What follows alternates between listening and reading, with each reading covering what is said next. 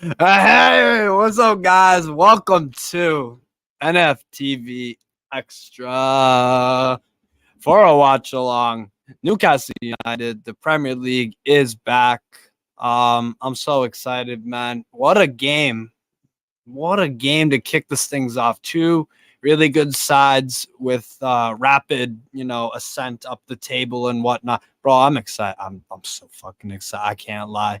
I can't lie. The lineup's excited. Like Al Stapleton says, the team sheet and the bench, it's exciting because there's actually something on the bench.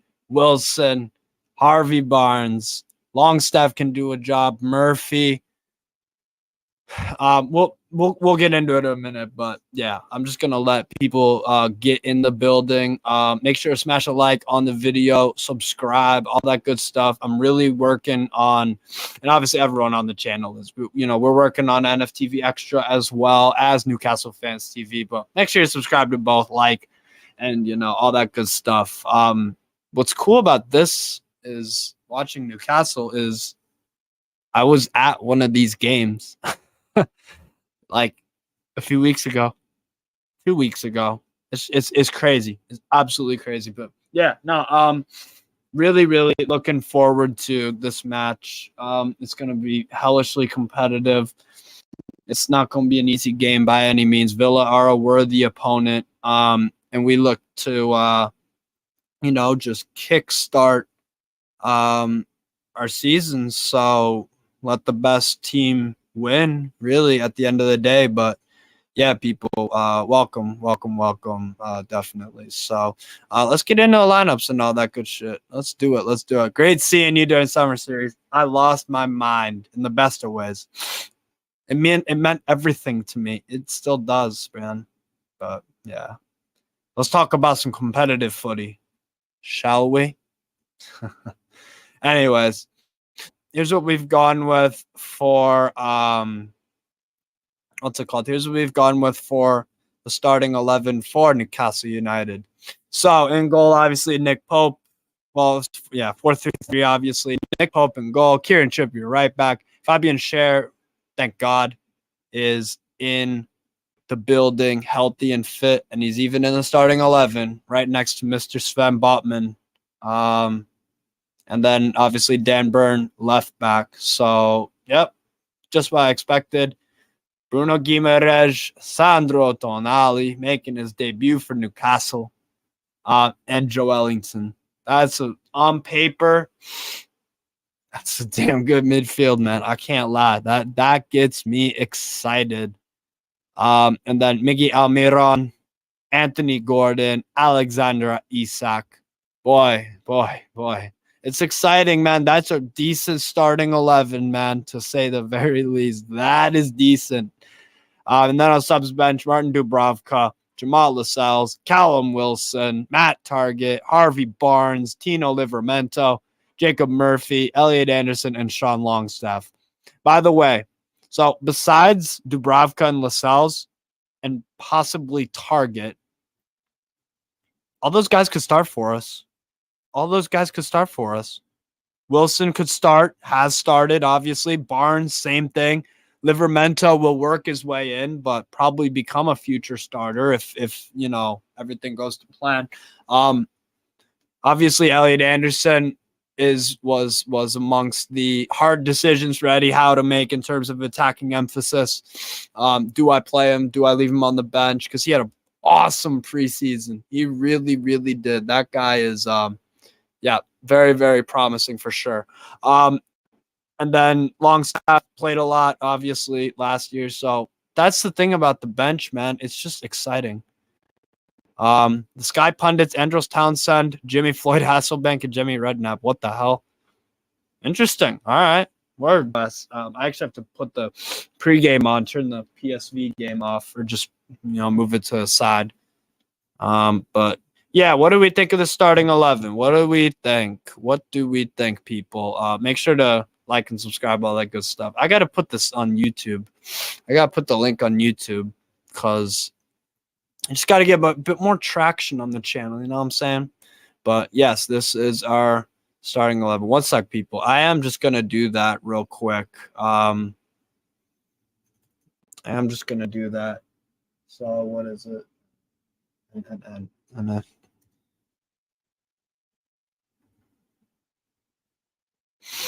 boom. Perfect. Yeah. Hold on 1 second.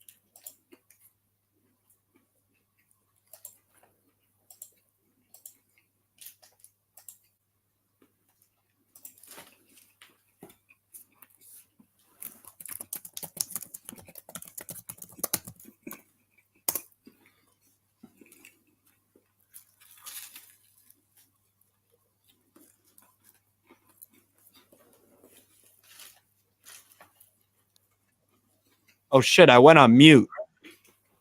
Was I on mute this whole time? Oh my god. You certainly were.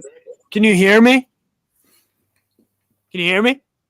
Connor? I can hear you. Yeah. All right, word. Jesus. I don't know when that went on mute, but anyways, I'll just repeat what I said. I'll put my camera on in a moment. I'm just currently having something to eat, so. Oh, you're good, man. You're good.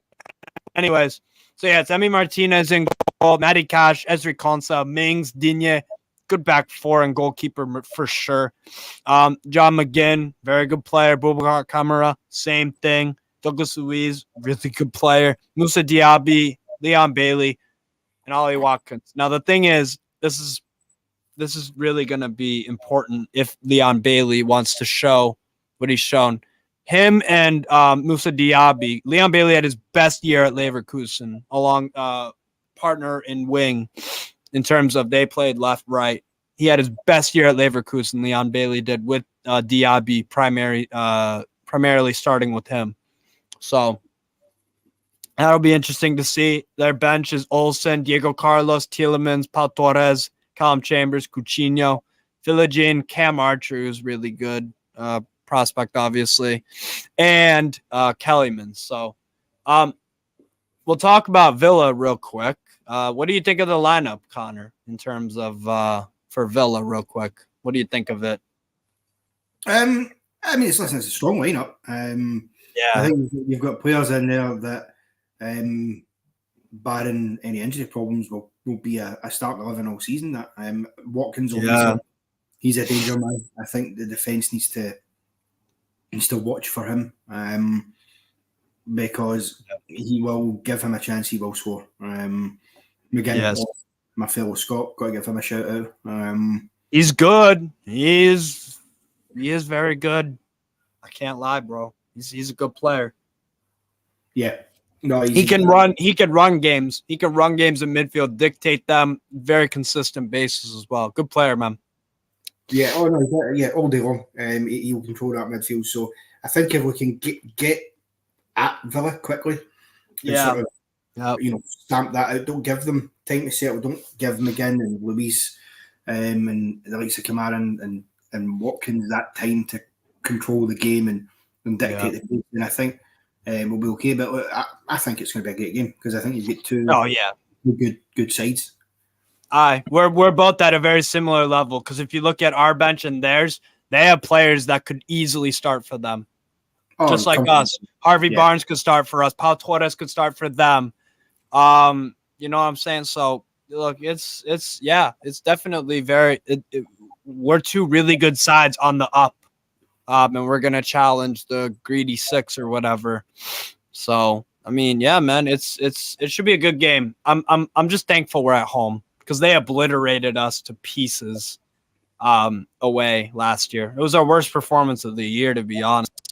But in terms of Newcastle's lineup, what do you think of it? I think it's spot on, and I love the bench. That bench, man. You can't argue with it, can you? That is as strong a lineup as I think you can get. I think the start 11. I think you're right. I think that is the correct start 11 that we've gone with. I mean, obviously, some people are saying Tonali's a bit of a surprise. Do you agree? Well, why would Tonali be a surprise? You know, he's clearly brought in to be a straight starter, and I think he's a first teamer. Yeah, and I think he's done pretty decent during the pre-season. Obviously, like everybody else, there's things to be worked on, but that's, I think it's the correct decision, if I'm honest. I'm going to explain why. Because like I said about Villa's midfield, McGinn, Boubacar Kamara, and Douglas Luiz. It's a very combative, well-rounded, skillful midfield. They're going to bring the intensity, definitely. I'm not saying Elliot Anderson isn't intense, Longstaff, whoever you want to make a case for, but with Tonali, I think you pay 70 million or whatever we did for him for this for our midfielder Bruno, Joelinton, Tonali. I think this is a ideal game for him. He might struggle a bit, don't get me wrong, new Premier League debut and whatnot, but I think it's the right decision just looking at Tonali's skill set and our opponent in midfield. What do you think of that? Totally agree. Because at the end of the day, this will provide a very tough challenge. Because as you just outlined there about Aston Villa's midfield, and that battle's going to be key throughout the match. I think you've seen when we played Aston Villa at the end of last season at Villa Park, and we lost that game. That was in the way we lost the midfield battle. They controlled that game from start to finish, and obviously we were missing Bruno. In the first 10 seconds, they hit the bar, I'm pretty sure, through Watkins. Yeah, which shook us. If you look at the reverse fixture of that, when we played them at home last season, the first fixture where we won 4-0, again, it was similar. We got in there, controlled it, dominated it. Bruno, was in charge of that midfield area. And I think Tonali can easily bring that. Look, you're throwing him into the fire, but there wouldn't have been an easy game to say, right, you can put him in here. Yeah. This is as good a game to test them as any. You know, you're at home in front of that, 50,000+ fans. Mm-hmm. We'll be up for it. The team will be up for it. And I'm confident, I would have been surprised if he didn't start. Yeah, I probably would be too, but I guess I know in the NFTV group chat, and I think a bit of Discord as well, Elliot Anderson had a boss preseason. He was terrific for a lot of the minutes he was given. And some people are like, let's give him the chance against Villa. And some people are worried. Andy Bell in particular was like, I worry a little bit. Not like huge worry, but it does raise a question for Elliot could ask why. Wait, I know it's only preseason, but I've shown what I can do.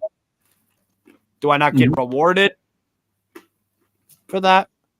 What do you think of that? Well,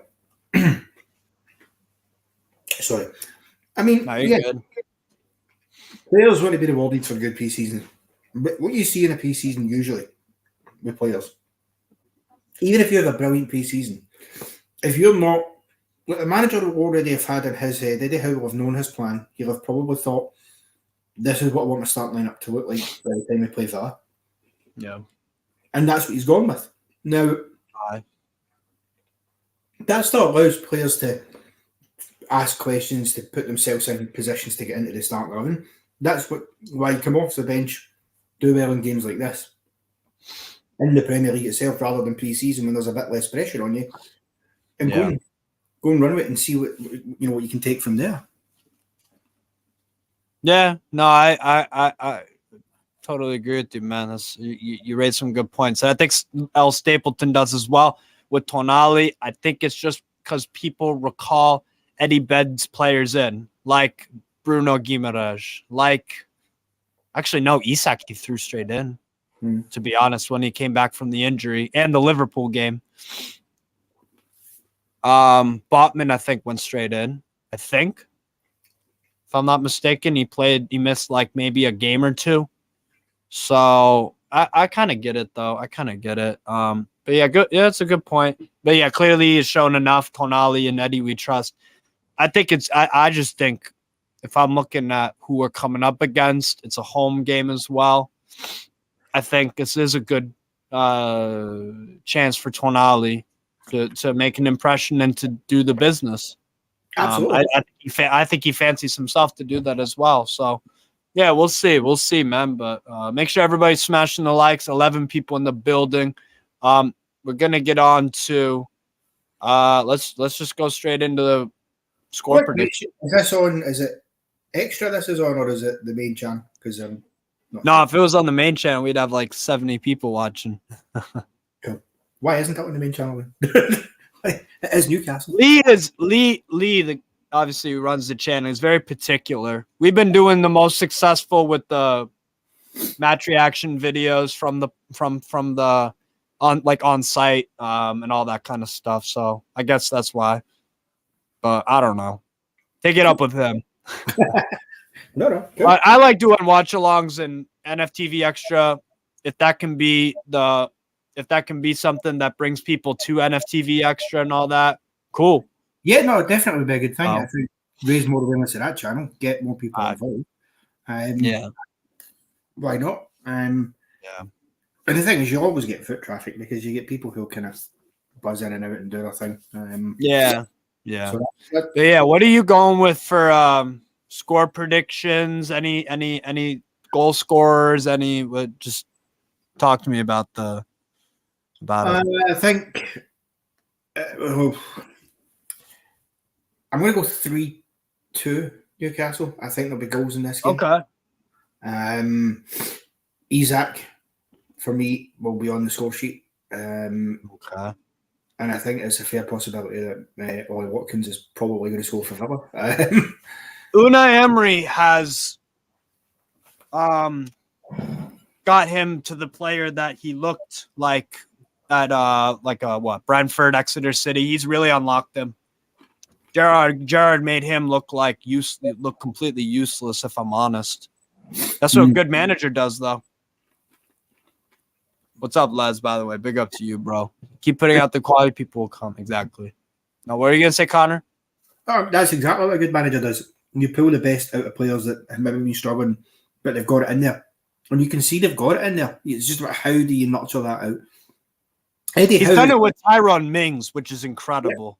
Yeah. You know, Eddie Howe's done that, obviously, at Newcastle. He's a Joe Ellington, Cher. Almiron, Cher. Almiron, yeah. Callum Wilson. Yep, Callum Wilson's a great example. And I think Unai Emery's obviously gone in and done the same at Villa.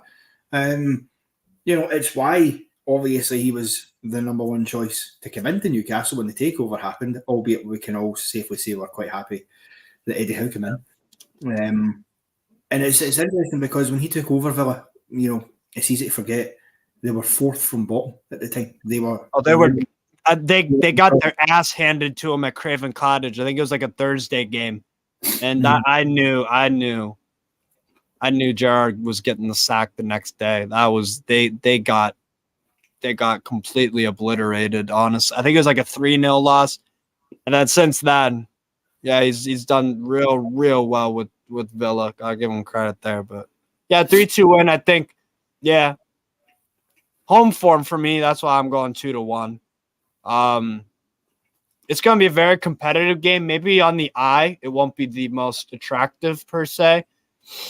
It's going to be a very competitive. There are going to be some bus stops, tackles. Like this is, you know, we already don't really like each other, fans anyways. And, you know, this is first game of the season. Aston Villa are going to want to come to our place and ruffle a few feathers, get a point, get 3 on the board. So I'll go with 2-1 though. I'll go with 2-1. It ain't gonna be easy though, man. I don't think. It's not. But then again, you know what the thing is? We played them last year and we thought it was gonna be a competitive at Villa Park and at St. James's. Actually, no, never mind, not at the St. James because Gerrard didn't step in yet then. They had their interim manager, but last year when we went to Villa Park, they handed our ass to us. So, I mean, we could smack them 4-0, 3-0, but I do think, yeah, probably a 2-1. Something around there. Aaron Taylor's going 3-1. But yeah, how do you think the game's going to play out? Do you think it's going to be like a back and forth? Do you think it's, I don't know, just talk to me about what you think is. I think you'll see a back and forth yet. I think it'll be all about midfield for me. Yeah. Spoke about there. That's huge battles in there. Because I think what Villa are going to try and do, realistically, coming away to St James's Park, knowing what happened to them the last time they came to St James's Park, but also knowing what we're capable of, they'll sort of try and frustrate our forward play. They'll try and make it difficult for us to carve open those opportunities, and then they'll come at us full force at the same time to try and break through, because I think they'll know one thing they can do. If you get a goal, if you get the first goal and you're Aston Villa, you can quieten the crowd down a little bit at St James's. Break up the play with fouls, all that kind of stuff. Yeah, you know, do the tactics you've got to do. Dark arts. Yeah, the dark arts, we were accused of it a lot last season. Villa very much know how to play the dark arts themselves, because even though we ended up getting our asses handed to us at Villa Park, for a while it was 1-0, and there was periods in the game where they were doing that. And listen, I have not a problem with it. It's part of the game. So I expect that. And to be fair, I'd expect the similar out of us. I think if we get in front of the game, keep it tight, don't concede, don't give them any sloppy goals. Then work for everything that they're going to get, and see if we can't go kill the game off with a couple of goals, and that'd be nice. I mean, listen, it's always hard to predict with Newcastle these days, because for one game to the next, you find yourself constantly surprised. Nobody would have predicted being 5-0 up after 30 minutes against Spurs, just as nobody would have predicted. I've never seen anything like that in my life. Besides when Man City did something similar to Watford in 2019. I think that was the only time and I watch football from not just England. You know this. So the amount of football I've watched from everywhere, where I've seen fucking PSG play 7th-tier amateur team, I'd never even seen that. Like, it's crazy. It was that Spurs game. That was crazy. But yeah, I'm genuinely looking forward to it, man. It's a good challenge for both sides. Really, really good challenge for both sides. And you know what? You know why it's a good game as well? Because the Premier League said 5:30 kickoff Saturday. On the same day that Arsenal play, they had the 7:30 kickoff for me in the morning. They had, so hey, good stuff, man. Good stuff. I'm excited. But yeah, I'll go 2-1, I think. I'll go 2-1. So private chat, what we got? Oh, BRB. No worries, Connor. No worries. But yeah. So no, it should be a good one. Should be a good one. I don't know why NBC hasn't switched over to it yet. Weird. But yeah. Heard Rangers won 3-0 versus what's his fucking name? Livingston. Got PSV probably for the Champions League playoff round. Fucking Tillman signing for them. That's a man. Crazy. But yeah, make sure you smash some like, people, subscribe, all that good stuff. If you could share the video around, get people involved in the chat, all that good shit. So yeah, let me know, people. Let me know. Yeah, there we go. There we go. There you go. We're back, and we're back properly this time. Yeah, all about to kick off here. Are you still waiting for it to turn over on NBC, or is it moved now? Yeah, it shows some paid programming before, for whatever reason. I'll just go on Peacock and see what's up, because they show the pregame to it and whatever. For this will have something. Well, I wonder if a certain Mr. Bell will make an appearance in the comments at some point this afternoon. Andy Bell, yeah. I sent him the link. He'll probably join at halftime. So something to look forward to, folks. The halftime show with Andy Bell. Me and Steve will leave. Yeah. Absolutely. Damn right.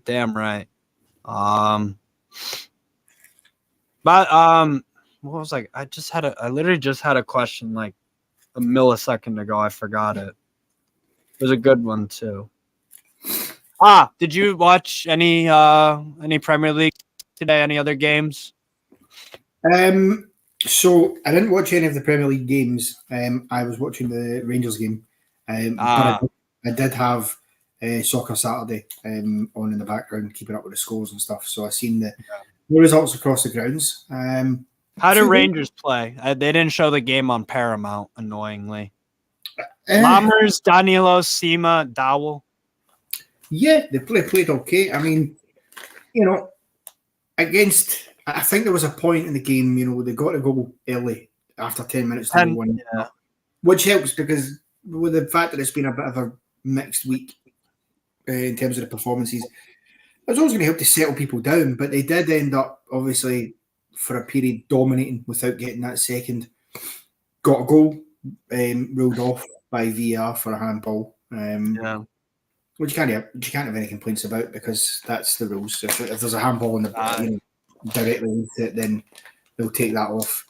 And I think there was just a little bit of frustration keeping in to the crowd at that point because Livingston naturally got a boost having been given a reprieve from being 2 down. So they came out and had a couple of wee half chances. But I thought in the second half, in particular, I thought Rangers played well.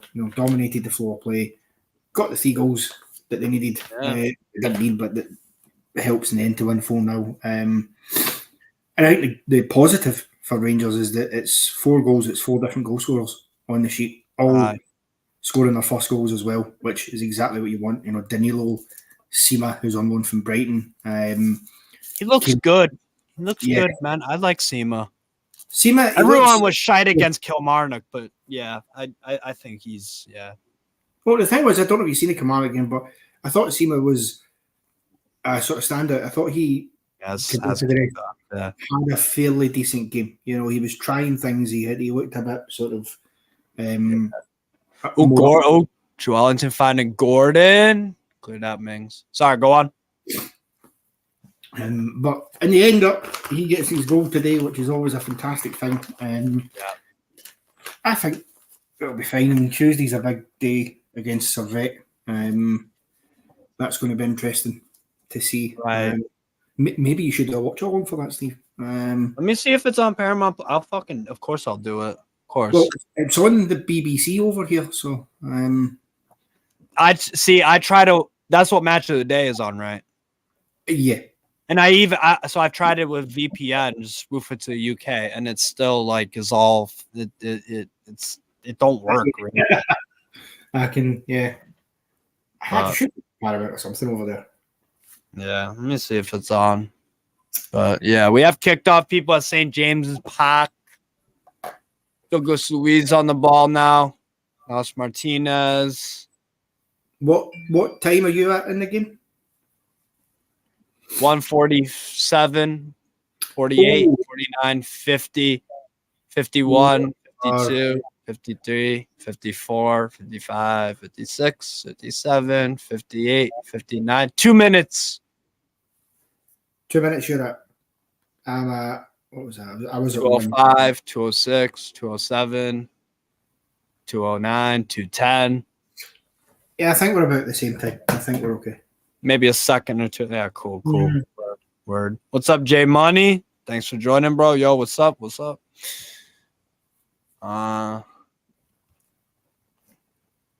you. Here's Dan Byrne. Over to Anthony Gordon. Back to Byrne. Now it's Sven Botman on the ball. Botman over to Byrne. Oh, you're 15 seconds ahead? All right, fair. Fair enough, Stapleton. Less. I think it's a steady start so far. I think just controlling the ball, establishing interchange. Mings. Oof. Mings, yeah. Good intercept. Whoa, what a turn. Oh, could be in Isaac in the box. Oh, good defending. God damn. Is that Konsa or no? I think that was Konsa. That was Konsa. That was a bit of that spin move to the turnover. That's ridiculous. Good ball to the top. Gordon gets it on the left side of the box now. Anthony Gordon. Dan Byrne. Gordon. Strength foul. Cash fouls Gordon. I'll tell you what, Newcastle. That is the kind of cynical foul that a bit later on in the game probably gets you a booking. That really? Wait, let me see. He's getting the benefit. Oh no, he dove there. I think. Well, you see, he held him a little bit. Yeah, he's pulled him. Maybe a slight knee-on-knee contact there. I'm seeing that back, but definitely not a yellow. I don't. No, seen it back in the second view. But free kick, foul. Yeah. Oh yeah. And Gordon did his best to sell it.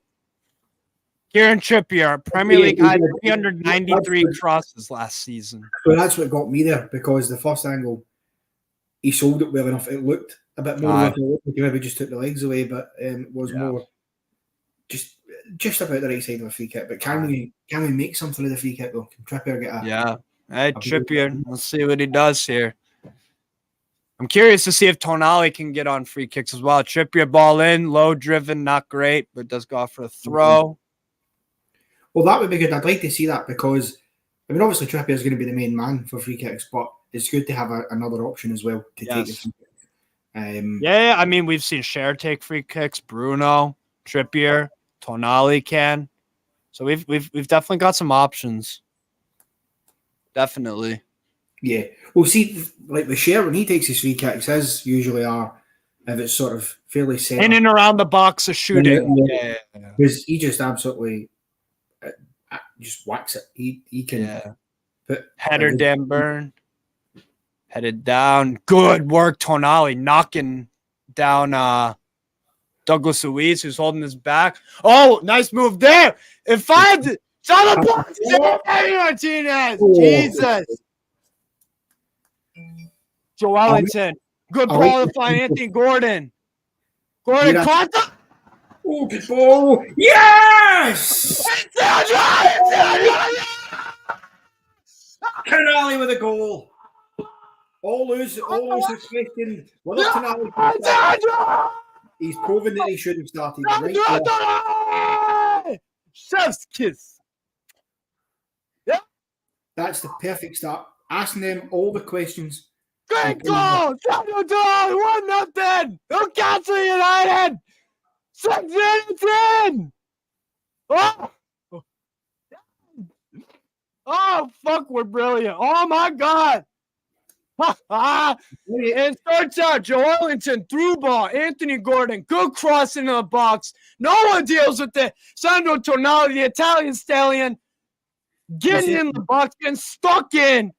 Left foot finish. Emi Martinez, no chance. It's right in front of his face. It's a brilliant finish because he run and sort of slide onto that, and he catch that clean as a whistle. Yes. Brilliant. Oh, that's terrific. Oh my God. Dreamland. Fucking dreamland, Connor. Well, you said that people were wondering whether Tonali should start. There's your answer. Right. Yeah, there's your answer, man. 1-0. Newcastle United. Tonali. Just brilliant stuff. Is it again crafted so well? And you know what I also love about it? We are a bit right-sided heavy in attack. Gordon, though, god damn, great delivery. Back through again. Oh no! Oh, Tonali could have had his second. This guy is on fucking fire. Oh, that's wow. Villa do not know what has hit them. That's again. Anthony Gordon. Very decent stop from the goalkeeper. Wow. Oh, that's a good save. That's a very good save. Yo. Because that could be too. Villa are on life support at this point. They are on life support.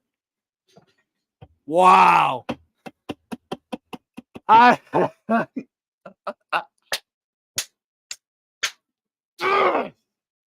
Keep it up. Trippier. Isak. Trippier. Not a great cross, but still in. Bruno shuffles it. Needed more weight on that. Look out. Diaby, Frenchman. Rusa Diaby, the Frenchman.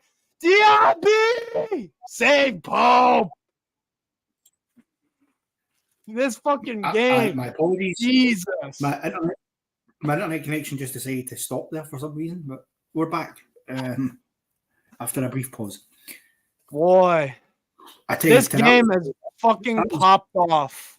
That was threatening to turn into Spurs all over again there. Yeah. Oh, bro, I said Villa are on life support right now. We've just got life support. If they keep the tempo going as we have, keep asking them questions, plugging away, get those chances, the goals will come. I think keep your foot on the gas and keep feeding Anthony Gordon.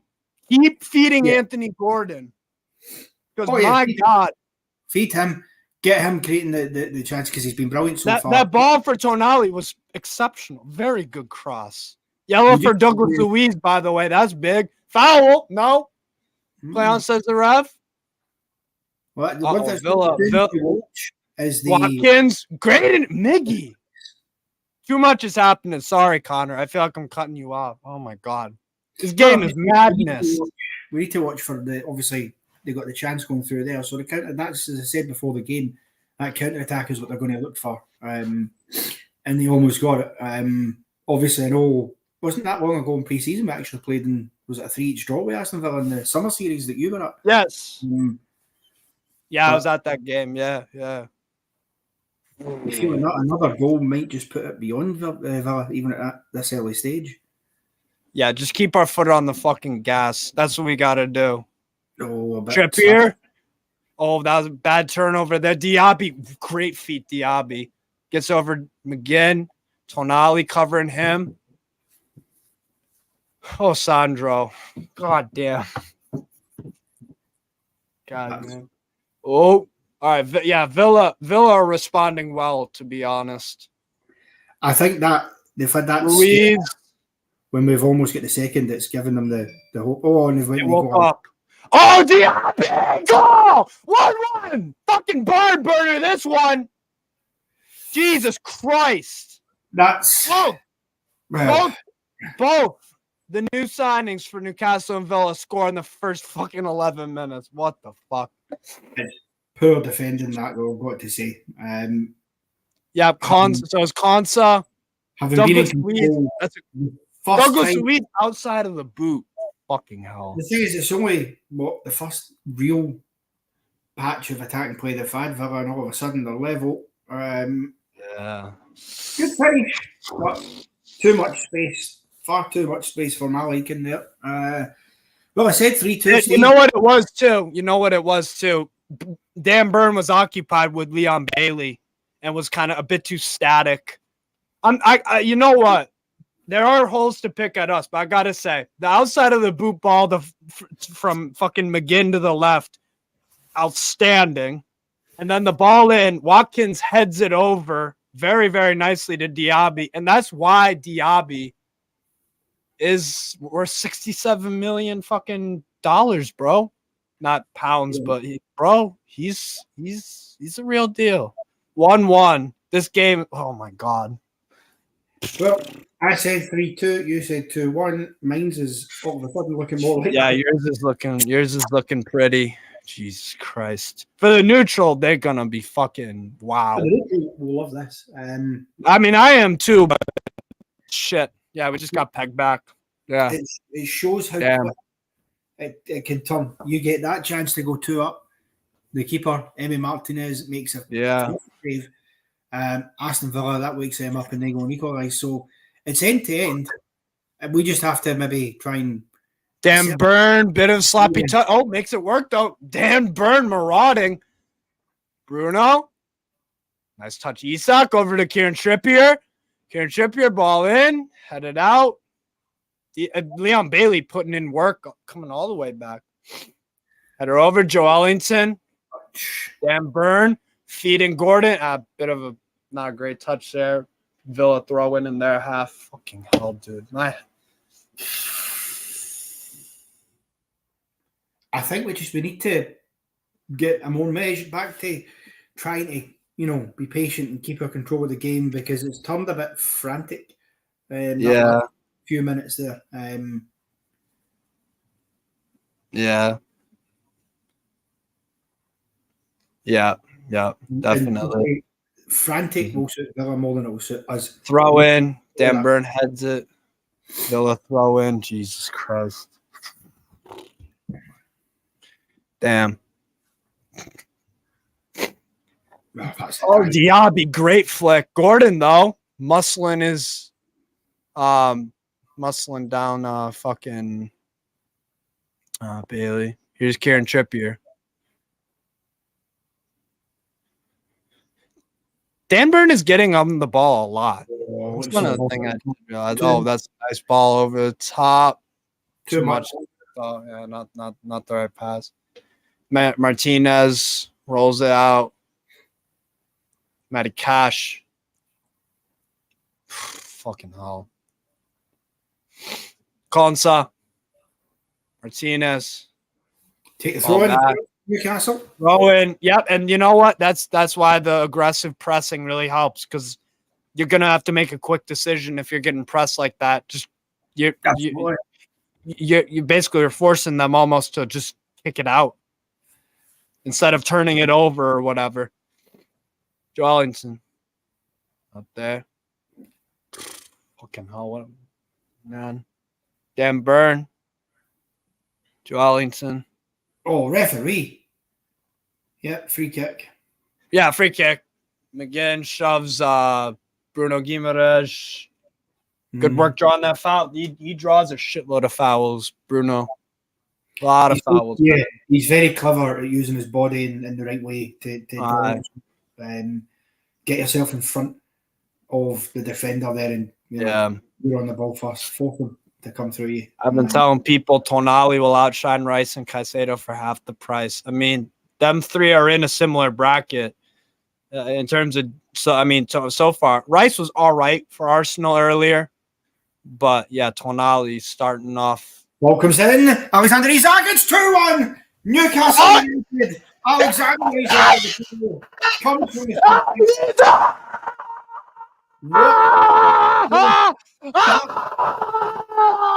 Stop it! Oh my God! Get the fuck in! Oh, this game is beautiful! God Almighty!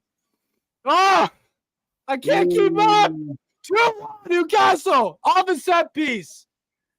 Is that Dan Burn? Is that Dan? No, it's not Dan Burn flicking it on. It's oh my God. There could Tonali, hey, Tonali was on the fucking VAR check here for offside on Botman, who put it across. I think Botman looks onside. Question will become Alexander Isak's position, and if he's stayed onside when the ball comes over. Oh, man. Tight. It's tight. They're checking it. Ball comes in. Isak's definitely onside when the ball's passed. Yes, I think so. Yes. Botman knows the question mark. That sounds sad. I think Botman is just about on, but the angle they've actually showed us here, I don't know if you're getting the same one, it's pretty terrible. I can't. Well, the lines will go across, I imagine. They need to do the lines, yeah. And of course, you cannot tell that with the naked eye. You've got to put the line across. Because it's one of these marginal calls. Yes! Onside, fans. 2-1 Newcastle United. Yeah.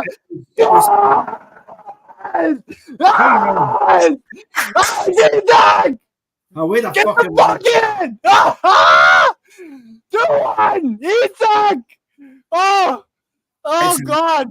This is a game of the year contender. Match week fucking 1.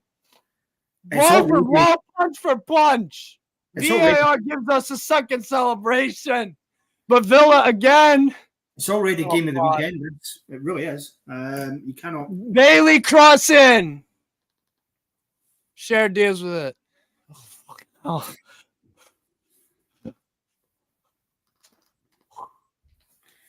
Yeah, it's already a game of the weekend. It's what a game. This is why this was picked for the evening game, the 5:30 Saturday. Yeah. Absolutely, man. What the fuck? Oh, good header. Martinez, that was going to be a decent through ball. Dan Burnt, very good job. Joe Ellington. Oh, great tackle by We still got 70 minutes of this, man. My heart can take this shit. Never mind people who are like old. God. Yeah, it shows the every moments as well. Man. When a VAR check happens and you're not sure, when it's as tight as that one, you're going, is it? Is it not? Oh, that's a good ball over. Martinez, though, brave goalkeeping. Very brave. Heads out. Pokes that ball out. Martinez again heads it out. He's coming way out. He knows. That's very smart goalkeeping because we can get in behind very easily. We can sometimes literally just poke it past. Isak will be there. Almiron. So that's smart from Martinez, to be fair, to just be like, nope, I'm coming way out. I guess you see with the end-to-end nature of this game, all of a sudden it's swung back to some Aston Villa pressure now. That's the kind of it really is. This is a game where you have to get the third to even feel kind of comfortable. I think so. I think you want to get that 2-goal cushion. Well, free kick to Aston Villa. It's a soft one, but it is a foul. I must be a few seconds behind you. I think it because, well, I don't know. 1940, 41, 42, 43. Oh, wow. Boubacar Kamara. I'm at 2020, so yeah, we're about 40 seconds. Oh, Kamara. Oh, Burn. Very nice. Very nice, Dan Burn. Boy. Here's Konsa. Konsa, very adventurous. Anthony Gordon wins the ball. Oh, really? Yeah, that probably was a foul, but Yeah, well, Villa are over. John McGinn over a free kick here for Villa, about to whip it in. Yeah.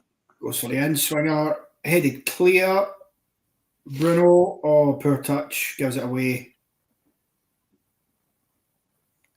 And Villa are back in the attack again. That's going to fall over the top. It's just going to go. Was it going out for a goal kick? Yep, it has. Oh my god. It is frantic, Steve. It really is. I love it because it's good football, but god damn. Well, this is the thing, people will have questioned about both of these sides going into this season. Could they come into this season and do what they done last year? For Villa to get the Conference League was an unbelievable achievement to come from where they did, us getting the Champions League. And that's a factor. Well, that's a good ball in. Ooh, but it doesn't quite find someone. And that's a factor that will come in, of course, after the international breaks.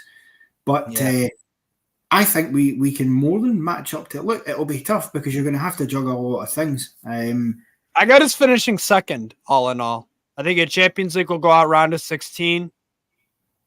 FA Cup, we could go deep in. I think maybe we'll get to actually, no, fuck that. We'll go out in the third round again like we usually do. The Carabao Cup, I think we can make semi-final. Let's hope we can do better than that this year in the FA Cup. I suppose one thing that might help is, I think, with the squad rotation, we've made some decent signings with squad depth. And we still can. That's we still can, yeah. So we maybe won't look as weak as we did when we made the changes, albeit we should have still got through. Leon Bailey. Oh, Leon Bailey. Oh, Anthony Gordon keeping up with them, though. Oh, I like it. The more I like a Gordon. I was obviously skeptical when we signed him. Albeit I didn't watch Everton week in, week out, but the more I watch of Anthony Gordon, the more he seems to get better. The more I like him, and the more reason why I see we bought him. The guy is diligent. He works his ass off. He's got the quality as well. The more the obviously the important thing. But Bruno's home. He's came in for a lot of criticism in the recent months. And in some ways you can see why, in others it feels harsh, but look, he's got that promise there. You can see what he's about. As Alexander Isak brilliantly shepherds him off the ball. Oh, he's going to get a shot away. He is irresistible, Isak, bro. Good tackling from Villa, who have now got back up the park. It's just went wide of the post. I think he starts for every Premier League team not named Man City. I think so, yeah, absolutely. He starts for everyone in the bottom 10, obviously. And then when you look at, Brentford, fucking Brighton, Liverpool, Oh, that is nice from Isak. Oh, boy. Oh, good defense. See, that's why Douglas Luiz is so good. Didn't panic, just nice shouldered off Miggy. Move along. Oh, Watkins! Oh, that's close. Whoa. Villa have a man down. I can't quite see who it is, but he stayed down.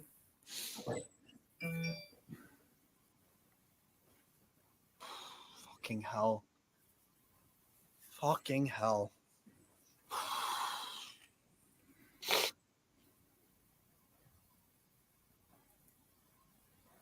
We got Man City next week too. That's gonna be interesting.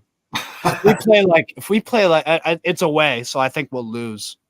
We'll be very competitive in it. But if we play like this, we stand a chance. Well, I think we've got to play like this, and just you can't.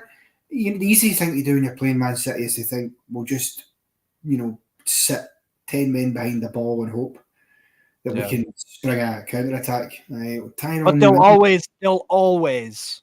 99 times out of 100, they'll find a way to unlock you.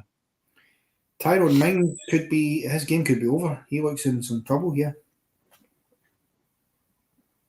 It was after that shoulder barge from Isak. It's not full, but I think he was holding his knee, so I don't know if he's maybe came down awkwardly on his knee, or I'm not sure. He don't look good, bro. He's literally like fucking. All right, so it's Isak going for the ball, and Oh yeah. That didn't look that great, bro. Ooh, that sucks for him. Not gonna lie. Oof. It does.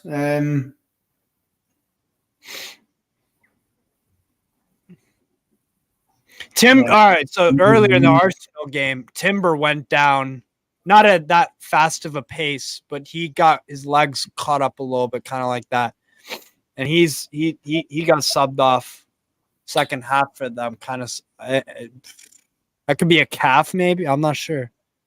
I think it could be. I think you're right because where he's been holding, it's that sort of upper calf to the knee area. We'll see if he could put any weight on it too. We'll get the medics over. They haven't yet brought a stretcher over, so perhaps he'll be able. Oh yeah, Trippier's. Yeah. Yeah, Trippier's motioned for it. I think. Yeah. I mean, look. Wish him a speedy recovery, obviously. Yeah, of course. From a Newcastle point of view, listen, he's a key player for Aston Villa, Tyrone Mings, so it's not going to hurt us. And everyone used to fucking slander how crap he was, Just like Joe Ellington, literally. But it looks like Pau is coming on for him. Pau Torres. Yeah, Pau Torres. So I like him. I've liked him for a while. He's quality. He's won stuff with Spain, one with Villarreal. I mean, that guy he's a good signing, man. Unai Emery obviously won a Europa League with Villarreal with him, so it makes sense. But yeah, he's quality. That's and that's the thing, man. 45 million pounds. So he's going to be. You imagine. A key player for them. I just wonder, and you maybe know more about Pau Torres than I will. Will this change, do you think, how Villa have set up? Is he a different type of player to Tyrone Mings? Definitely. I think technically on the ball he's better. I think aerially he's decent. He's not as combative as Mings, I would say. He gets the job done nice and calm. He can get dirty if he has to. But he's just a very, very smart, like most Spanish footballers. They're very, very smart, very, very intelligent. So yeah, I think it's a good sub to bring on. That's a fucking blow. It's in a boot. Oh shit. That's nasty. Those kind of ones, they're always worse as well because instantly that's muscle related. Without. And you know what the other thing is too? Remember when Diego Carlos? I think it was last season when they bought him. He got injured very early on. They brought in a center back right away. They brought in Diego. Sorry, who the hell was it? Brought in someone. The centre back, was it not? That wasn't Luis. I don't know why I'm blanking on the name, but anyways, they did bring in a centre back. Yeah, Mings is definitely stretched off. He's got a big boot around his foot, so that's a good sign at all for him. All the best to Tyrone Mings. Yeah, defo. No, that don't look good. It's nasty because when it's that type of one, there's not been a lot of force from Isaac. It's been a shoulder to shoulder, and clearly it's awkward on the way he's came down on his leg there. It didn't twist. It didn't twist the right way, and his body's moving the other way. That's a fucking mess. That's shite.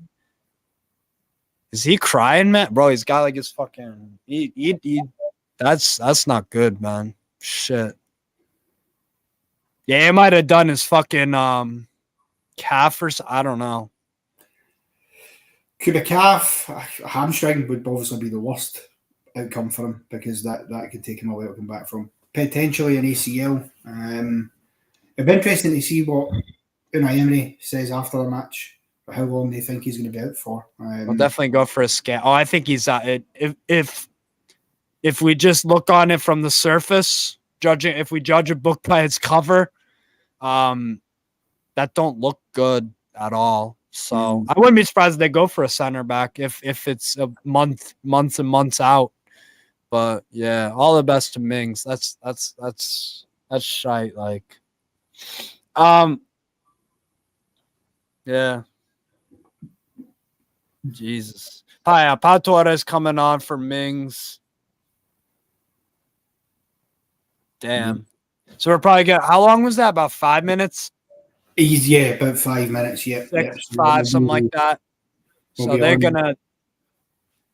That'll be added on, definitely. Marseille beat Rams 2-1. Sociedad drew with Girona. What else we got on? What's the 1:30 La Liga game? Las Palmas, Mallorca. All right, word. Way. Las Palmas, Mallorca. Las Palmas just got promoted. Real Madrid, are they playing today? Did they play yesterday? Barcelona, Real Madrid, have they played yet this weekend? Barca are playing Sunday. Real Madrid play in 2 hours versus Athletic Club Bilbao. Well, that could be a good game. At the saint-maximin, yeah. Bellingham, fucking hell. He is so. I watched a few Real Madrid preseason games. If he can translate that to competitive games for Real Madrid, fucking hell. He's irresistible, man. Yellow card, Luca Digne, by the way. Gordon. Oh, nice flick on. Very nice. Tonali finds a good square ball. Joe Ellington on the left here. Joe Ellington. Joe Ellington there. He's got it down on the left here. Can he find it? Out there. Oh, went for the ball inside. Went for the ball inside to Anthony Gordon. Ends up with a throw in. Aye. Share. Sven Botman. Who do you think's been our man of the match so far, if you had to pick one?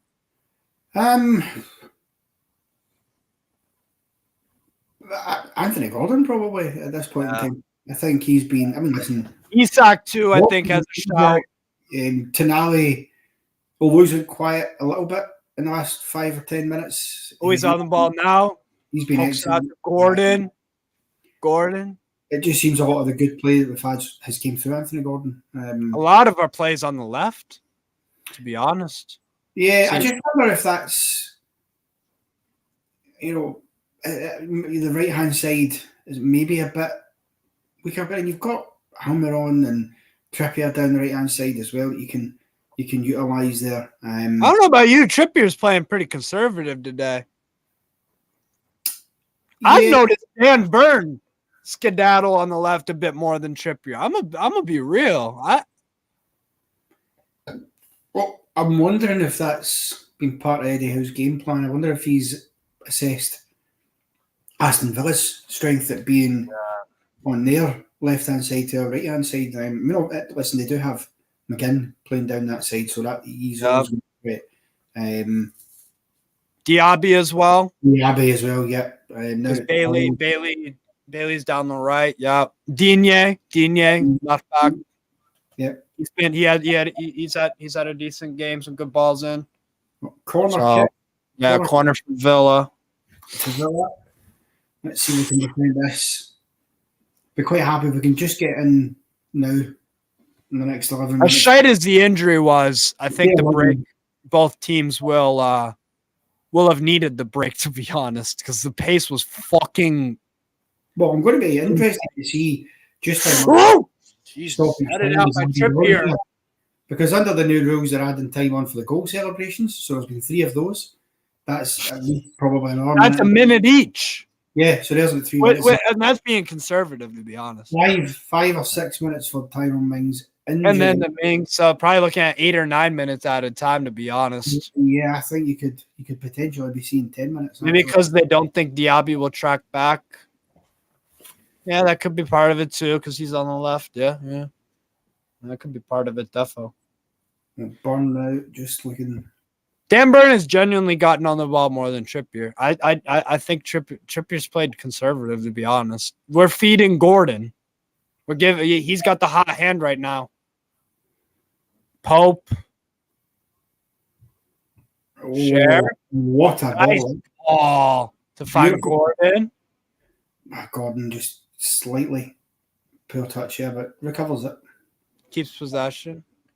Ball over. There's Trippier bombing up. Digne, good tackle there. Go and ask questions of Digne. He's on a booking now as well. Look at Digne. So go and ask him questions. Try and wind him up a bit because he'll have to play a bit more conservatively. Yo, look at a replay of the corner. Look at a replay of the corner. I have rarely ever seen I've rarely ever seen a fat pocket right on the goal, unoccupied. Like straight up. That was weird.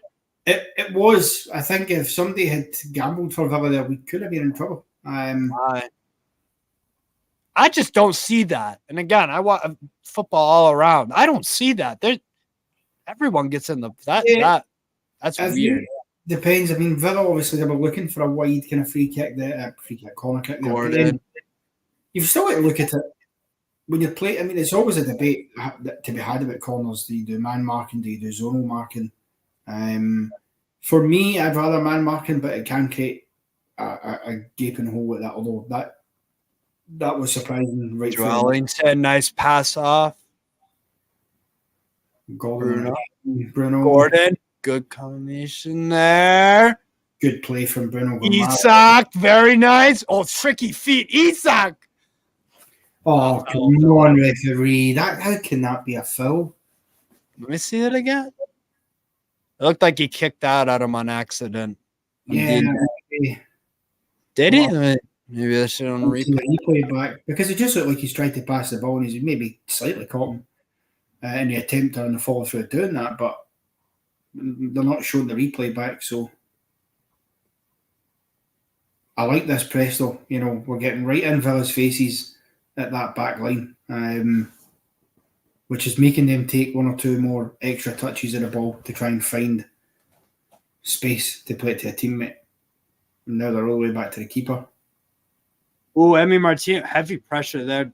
And there's your mistake. There's the throw in from Newcastle. Yes. You're pressing that. Oh, Bruno. Oh, tried to feed it through, but no one was there though to receive it.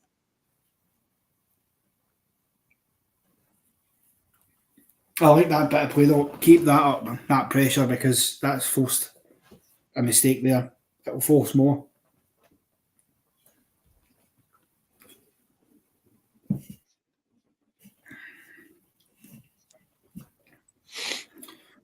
What do you make of Harry Kane leaving Spurs onto Bayern Munich? About 5 years too late. Thank God he did it. He needed to leave Spurs. I think he froze up Connor. He'll come back in a minute. Kamara. Diaby going off to the right. Douglas Luiz. McGinn. Good block, Trippier. You back, Connor? You froze up for a minute there. Yeah, it's this internet connection. It's been fine, but it's having moments to just wind me up. It's fucking yeah. You're right, Aaron. It's James Madison's fucking loss, to be honest. It is what it is. If he really wants to live in London over contending for trophies over the next few years, fine, so be it. Well, I think the thing is, look, it is a loss for Madison to make the decision he's made, and I think now that Kane's gone as well, maybe makes it less appetising. But I think the thing that surprised me though in this window, I must admit, there's no way you'd have told me that Moises Caicedo was going to leave Brighton for more money than Spurs have got for Harry Kane. I don't understand that. He's £111 million. I think he's a smashing player, but I don't. Oh yeah, it's a crazy price though. You're right. It's crazy. They're getting a good player, based off what we've seen at Brighton. The thing is though, people are gonna fucking slam him undeservingly so, if he isn't fucking incredible week in, week out, minute by minute.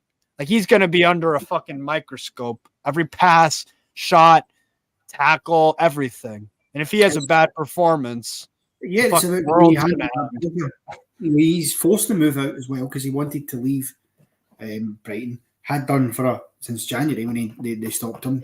He was unhappy with the way that the Brighton board, as it were behaving by refusing to let him leave. So now he's getting that move sort of forced through, getting good money. Yeah, there's pressure on him there.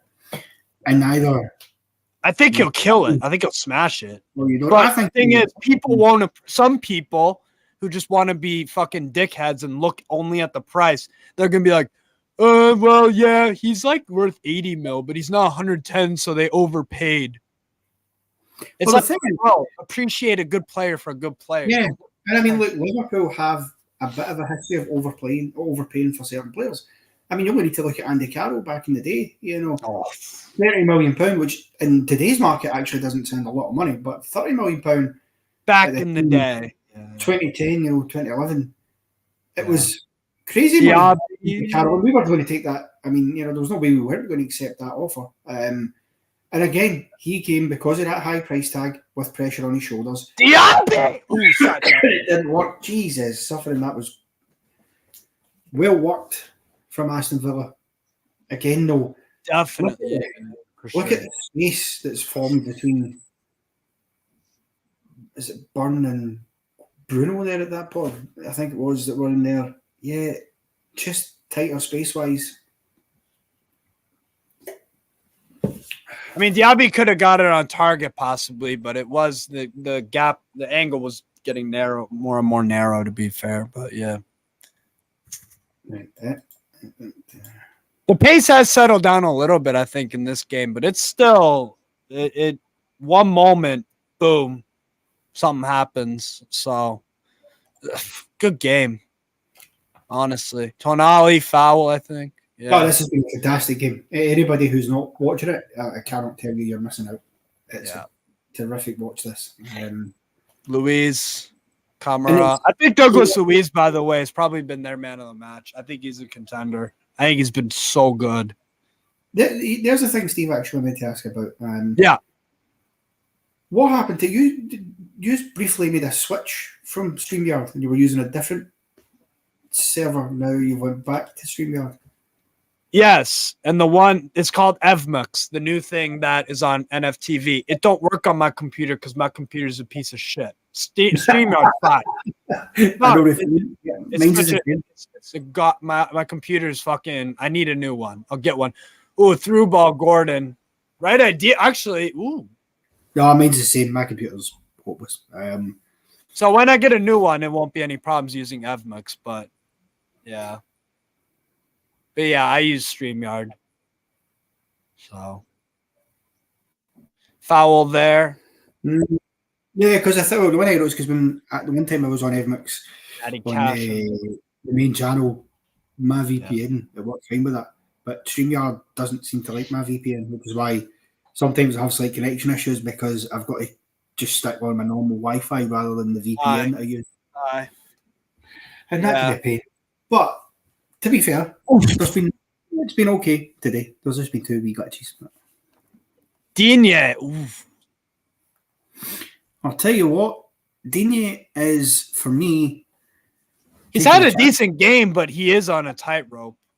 Oh, I mean, he is living life on the edge. Yeah. That one, I think the referees called it right, just because... Yeah. I agree. He's coming down, he can't do much. Problem is, though, and this is where you've got to worry if you're Digne, even though the refs made the right call there, not Bucci, he has seen you involved in another incident that he's had to look at. So, being on a booking, you don't want the ref to be. And refs can always make mistakes as well. Shit, clear it.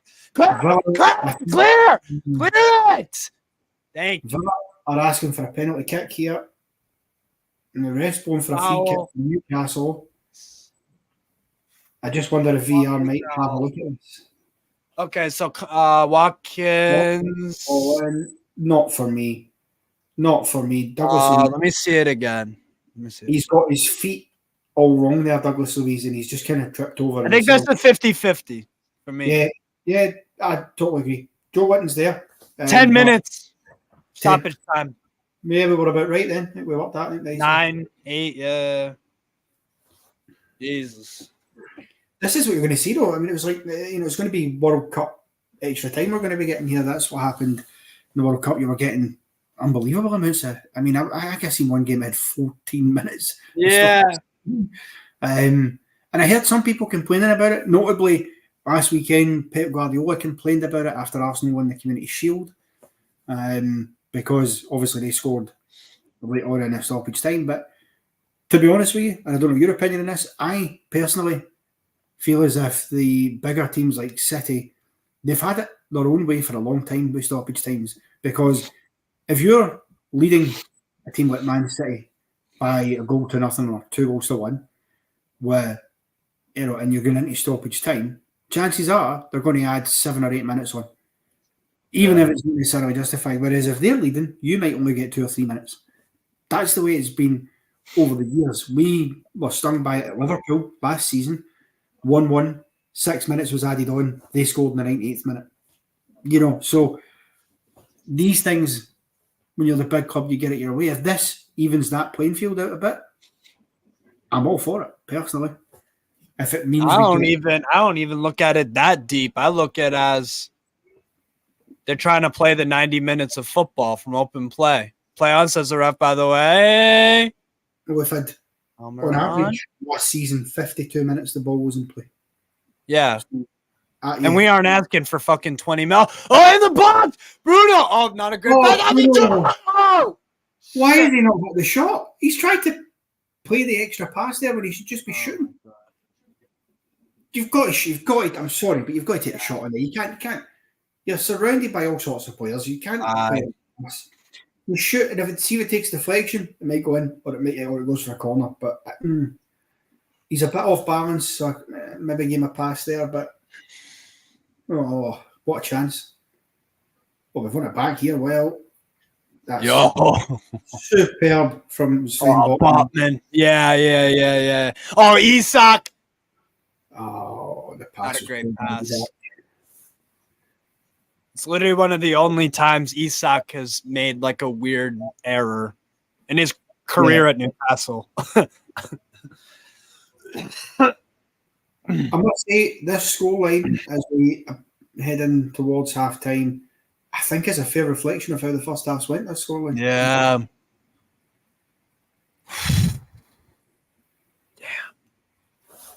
Woo. Oh, yeah, Boubacar Kamara. Oh, what a nice idea from Bailey. Well read, I must say, but it's a lovely idea. Yep.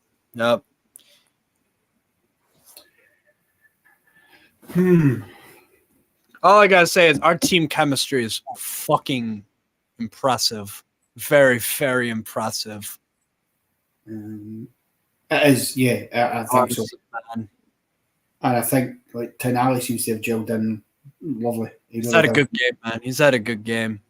And I think, do you know what? I think we'll be hoping with Tonali as well is that last season we didn't win any of the games when Bruno got injured. We didn't win a game when he wasn't in the team. He was suspended for a couple of games and he was injured for a couple. So I think it was about 5 or 6 games. No, admittedly, we didn't lose them. I think we only lost one of them and we drew the rest. But I think it was like 1 loss, 5 draws. Yeah, but the hope would be maybe having somebody like Tonali there, if should something happen to Bruno or whatever, that he'll just rest. They do need to rest every once in a while, Absolutely, yeah. So come off the bench, obviously, if needs be, but yeah. Oh, Gordon. Ooh.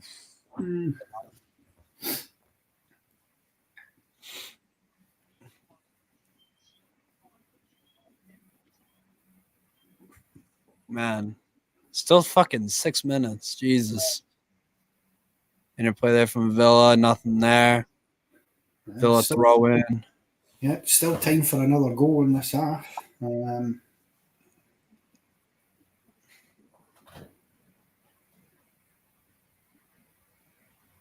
A good throw. Dan Burn does well. Oh, you're kidding me, on. That's a Newcastle ball all day long. I literally looked down for what happened. So Oh, just a throw-in decision. Because Shepard Vale from the initial throw looks like he plays it off the Villa player for it to go out. The Newcastle throw, but the fourth official, the linesman, has given it as an Aston Villa throw, which is a bizarre decision. I'd like, but as long as Konsa, Cash, Bailey. Oh, it's a bad turnover. Bailey, Isak turning on the Jets. Isak trying to feed it through ball. Very good defending, Konsa. Very good. Didn't freak out. Didn't even need to go around. Just poked it. Yeah, stayed very calm. Smart. I think he's had a good game, relatively speaking. A lot of players from both sides. I think no one's been like dreadful, to be honest. No, I think both sides have carved out their opportunities well and have more than earned the goals that they have got. Diaby, Watkins, very good burn. Very good. Nice one, son. Very nice. Ooh, Isak. They were about to run into each other, and he just went in stride. That's impressive. Oh, Isak. He's getting No. The referee wasn't interested in that as a foul there. Wow. I mean, Isak is pretty big, so maybe that I don't know. But anyways, Villa, Watkins, careful! Bruno. Good block, Bruno again. Boy. Fucking hell. Still got 4 minutes. Or 3. Sorry, 3. Headed out. Just overthinking. Gosh, overstepped it a bit. Clumsy. Turnover. What? Right. Really? I'm sorry, but how is he given that and he's not given Isak one? It's a very similar type of loss situation. Type of situation. I don't see. I mean, Cash is already off balance. He's been on the ground. He's jumped back up and threw himself into Bruno and got a free kick. I'm sorry, but that's a woeful decision from the referee there. I hope we don't concede from this. That'll be controversial to say the least. I don't even fucking complain about English Premier League refs. I figured out 3 years ago. I think they do it just for. I couldn't be arsed. To make themselves the centrepiece. Mike Dean, who's now retired, now works for Sky Sports, was a bit like that. He liked to make the story all about him. I think that's a free kick. Was it? Yeah. A free kick, Gus. Yeah. Do you know how quick the referee blew the whistle there? That's one of those kind of ones. You know, when a ref makes a decision and then thinks after it, maybe that was the wrong decision. He'll find a wee thing just to give. Red!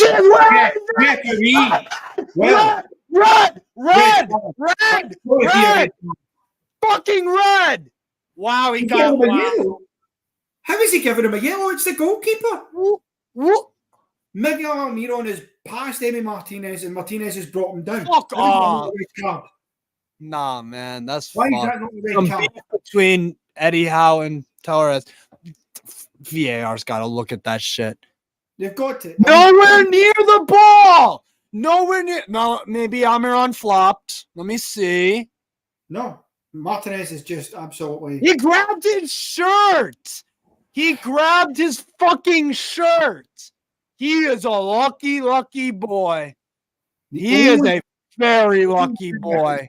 Is that they've not given it because the angle Almiron's at and because there was a Villa defender inside the 6-yard box almost covering the keeper's position. But that because the Villa defender can't make a save like the goalkeeper can. There's a fair chance if Almiron's passed him, that's a goal-scoring opportunity. Clearly. The ball wasn't even near. That's that. He's a lucky, lucky fucking boy. Yellow for Sven Botman. But there have been a lot of cards. I think that's what? Digne, Martinez, Douglas Luiz, Botman. Botman has been booked yet. Who's the other? I thought the Konsa's on a yellow. I think he picked up a good. Oh. Well, I must say, I mean, Eddie Howe's reaction to that decision from the ref was not. He didn't look happy either. You just can't have a goalkeeper coming out and just pulling the player down, not making any attempt to get the ball either. and then skating with a yellow card just seems a nonsense to me.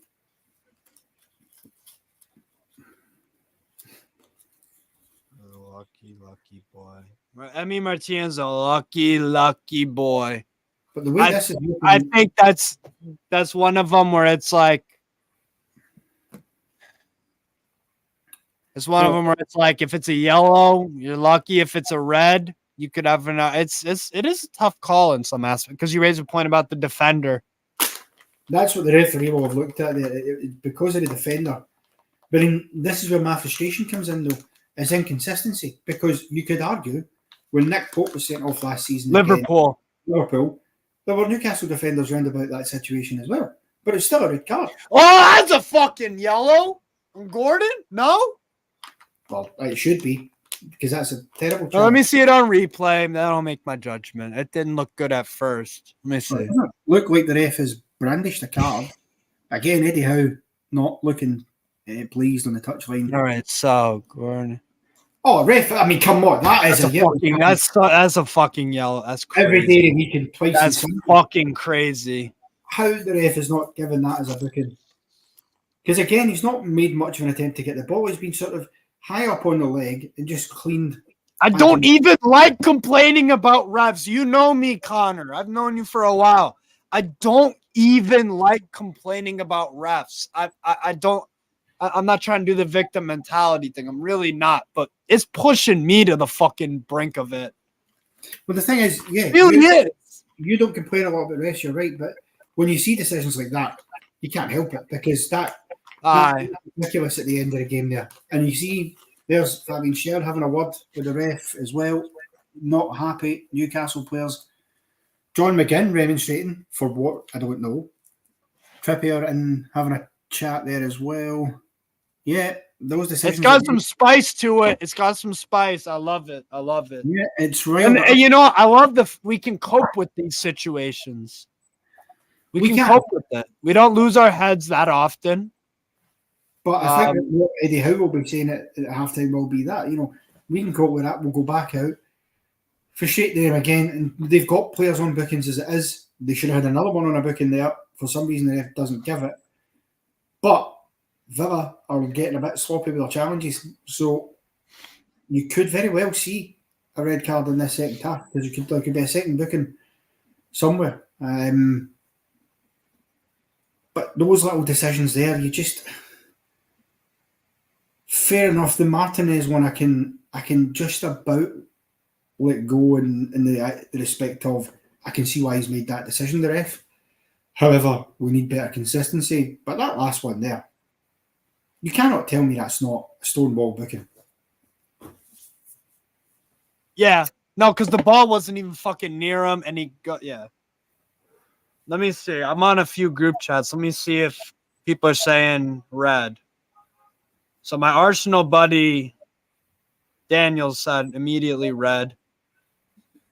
I'll give him the yellow. Very reluctantly. Because I'm not trying to look at it through black and white fucking tinted glasses, but I think he is saved, because you know what it is? It's the direction. It's the direction. Because let's say that the situation is through the middle. If Miggy is on goal and it's fucking on the right hand side, but he is opposite of the goalkeeper, I'm talking like on goal, right? Compared to shooting from near the touchline, I think that's a red. I think so. Because it's a clear and obvious. It's almost a sort of an orange card, that one. It's borderline. It's the kind of challenge I think depends on the referee. Because I think some referees might give that. Others, like the one today, don't. Now, their after-match report, it will be, well, there was a defender back on the goal line. Fine. Yeah. There was. And the angle was against Miggy, which is the only thing that saves Martinez. But, equally, a goalkeeper cannot be coming out of his area, wiping out a player without making any attempt to get the ball, and then getting away with it like that. To me, you've got to. It's frustrating. But equally, I must admit, if it was the other foot and Nick Pope, That's what I'm saying. then yeah, I'd maybe be thinking, as I do think now, it's a yellow.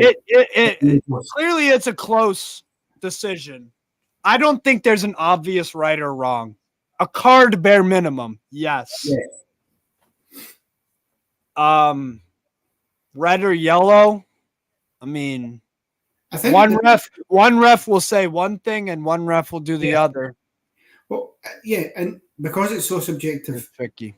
That'll create the debate around it. Also, I think what doesn't help, and we'll have riled up some of the crowd in the ground there, is the referees followed that up with another terrible decision by not brandishing a yellow card for that terrible tackle on Anthony Gordon there. And that doesn't help.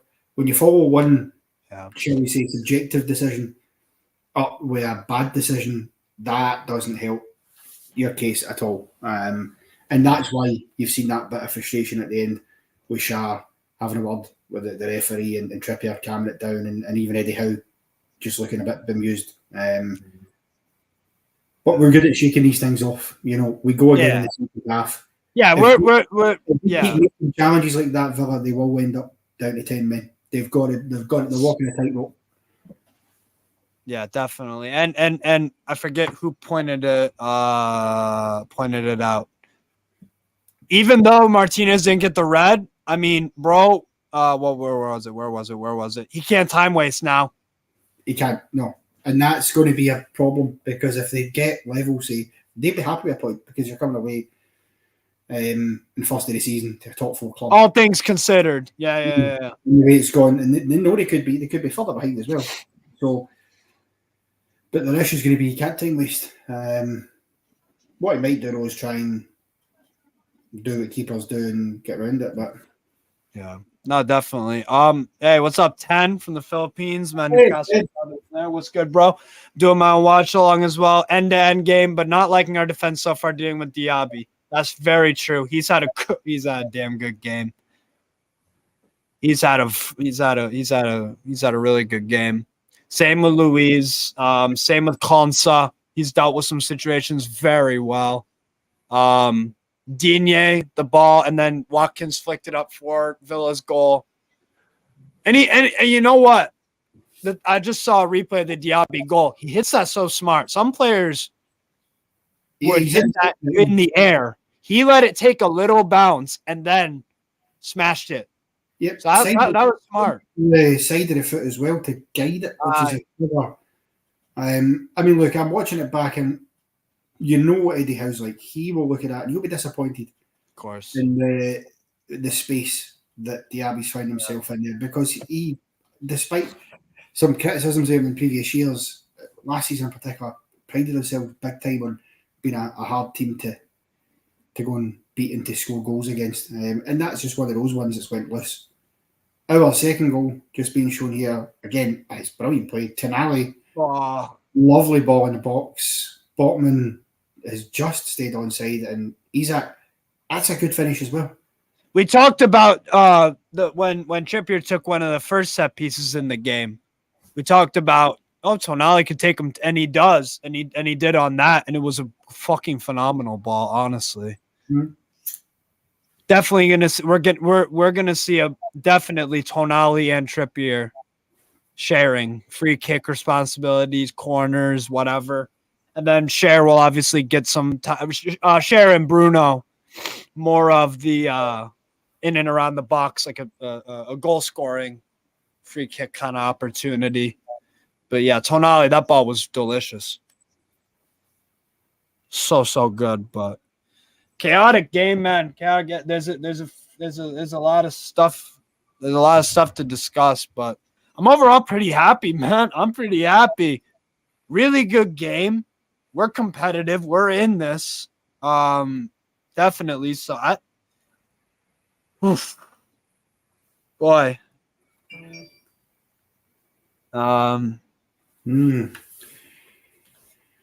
Any subs for you? I would just keep it. No, I would keep it as it is for now.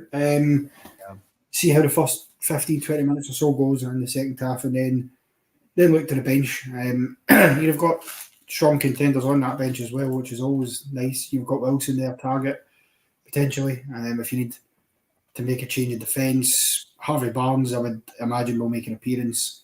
It'll be interesting to see if Livramento comes on. Aye. Give me a point. The fact he's on the bench tells me he might. Yeah, definitely. I do think, though, that we'll come out with that level of intensity again, which is important. Villa might have made a change if Tyrone Mings hadn't been forced off. I think the fact he had to come off early makes that less likely, because if they make that change, then although you get 5 subs, you can only do it in 3 different times in the game. And if you use one at half time, then there's only one more you can use in the half. So yeah, definitely. Who's been your man of the match again? Who's been your man of the match? Anthony Gordon for me so far. This is a very, very good first half. I think he's been involved in a lot of the good things in the game. He's been involved in almost everything. And I think one of his criticisms last season was how quiet he was. Sometimes in games he would just fade out. That's not happened so far. Yeah. We'll see what that brings. Having said that, I think Tonali, when he's popped up, he's been terrific. He really has. I think he played his hand in both goals. Yeah, goal and assist. Scoring one and fucking the ball initially for yeah. Well, almost an assist. Botman will get the assist, but it's yeah. So for me, I'd just about have Gordon at this point in time. I must say, I'd like to see a bit more from Miggy. I feel I agree. I spot on. Yeah. Involved in the Martinez incident, and he can cause trouble, but he's been tracking back a lot. He has been tracking back a lot. I've noticed that. Yeah, well, it's funny. We were saying that, midway through that first half, a lot of our play was coming down the right-hand side. A lot of Villa's, when they were going forward, seems to have been coming for the left-hand side, which has led to Miggy, as you say, trailing back. Tonali gets that strike off so well, man. Oh.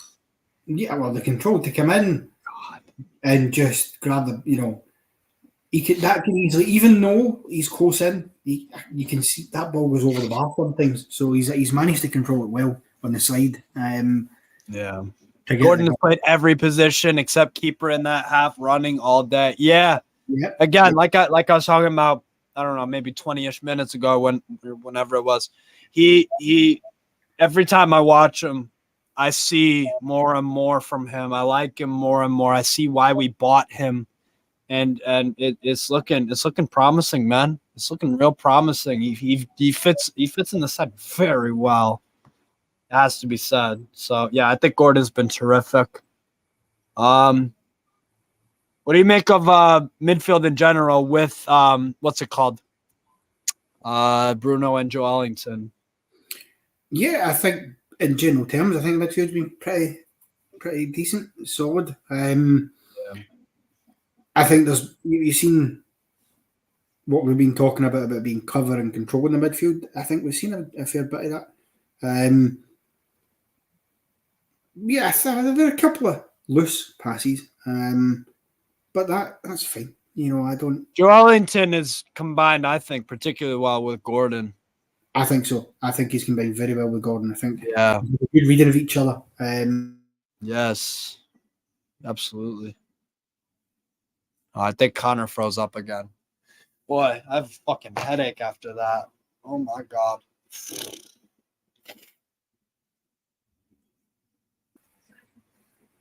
Oh, you back?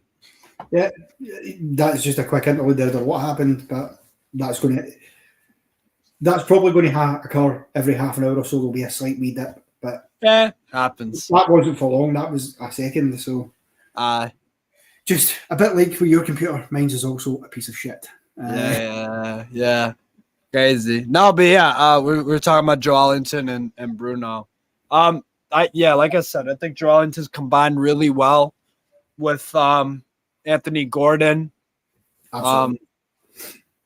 He's a decent game, man. I think Bruno might be a little quiet, but still see him doing his thing. Really, I think I want to get him on the ball a little bit more, but he done all right.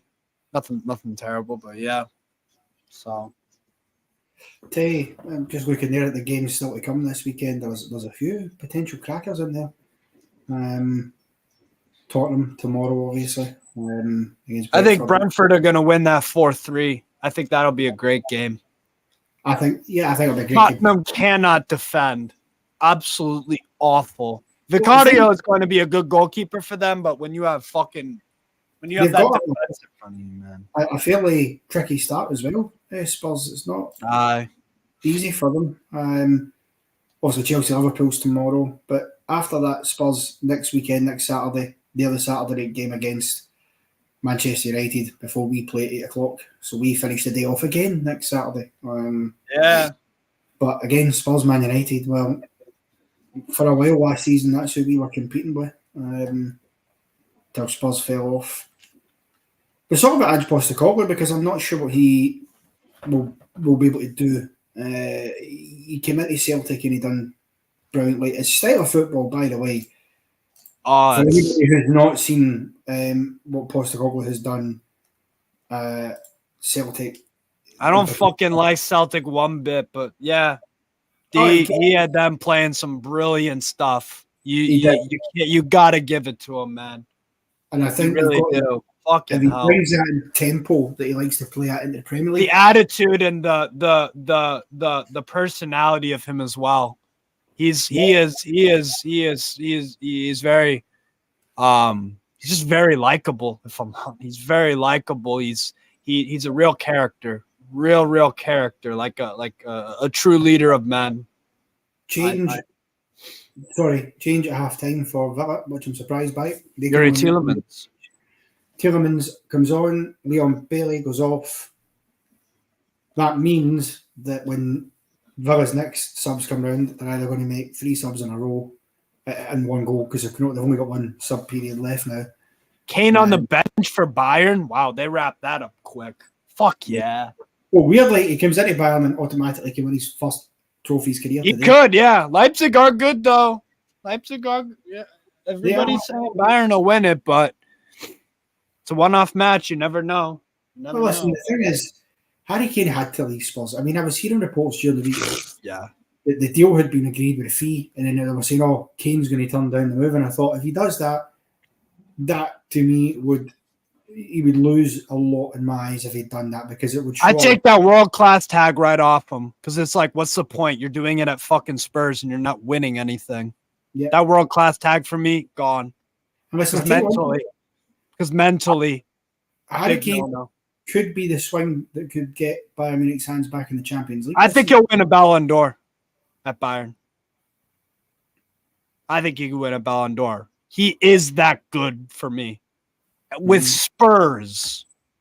I'll tell you who will have breathed a sigh of relief, our very own Mr. Shearer. Because that keeps his record intact for the time being, unless Harry Kane comes back. Some people think Kane's going to come back. I don't think so. Well, I don't think so. Might, but if he does, it's not going to be for a few years yet. And by that point, going into his 30s, you never know. He's 30 right now. Signed a 4-year deal with Bayern? Yeah. So let's say after 4 years at Bayern, he decides not to renew for whatever reason. I don't think Tonali. Oh, Tielemans, Tonali. He's going to come back. At 34 at that point, he'll be. Sandro, you're good. Oh, yeah, he's good. 5. Who would he come back to? You know, would he go back to Spurs? I wouldn't see the point in that. You've given your... He doesn't... I've heard from multiple people he's got real... he does not like Levy at all. Because he obviously a few years ago promised, oh, if a Champions League club comes in for you, I'll sell you. What was that, 2 seasons ago, I think? Man City. There's another yellow card now. Matty Cash on Golden. There you go. And see, that's the other thing too. Like the refs will make some bad decisions, but Villa are picking up some bookings. Well, They are. Is that 5 now? And Let me check. It's at least 4. Also, with the keeper being bit. Let me see. That's a great touch from Bruno there. Yeah, it is. Go on, Miggy. Oh, that is. Oh, corner. Very nice. Very nice. Very nice. Bruno G up the crowd there. Gotta love that. Very nice. Bruno. Get an early goal here in the opening 10. That fucking. I think that would be good. Would be a perfect start, the ideal start. That. They're on 4 bookings. Aston Villa, Digne, Luis, Martinez, Cash. Taking that shot, the ball in from Tonali lacked. I don't like when we do that with corners. I'd rather Trippier just whip that in there.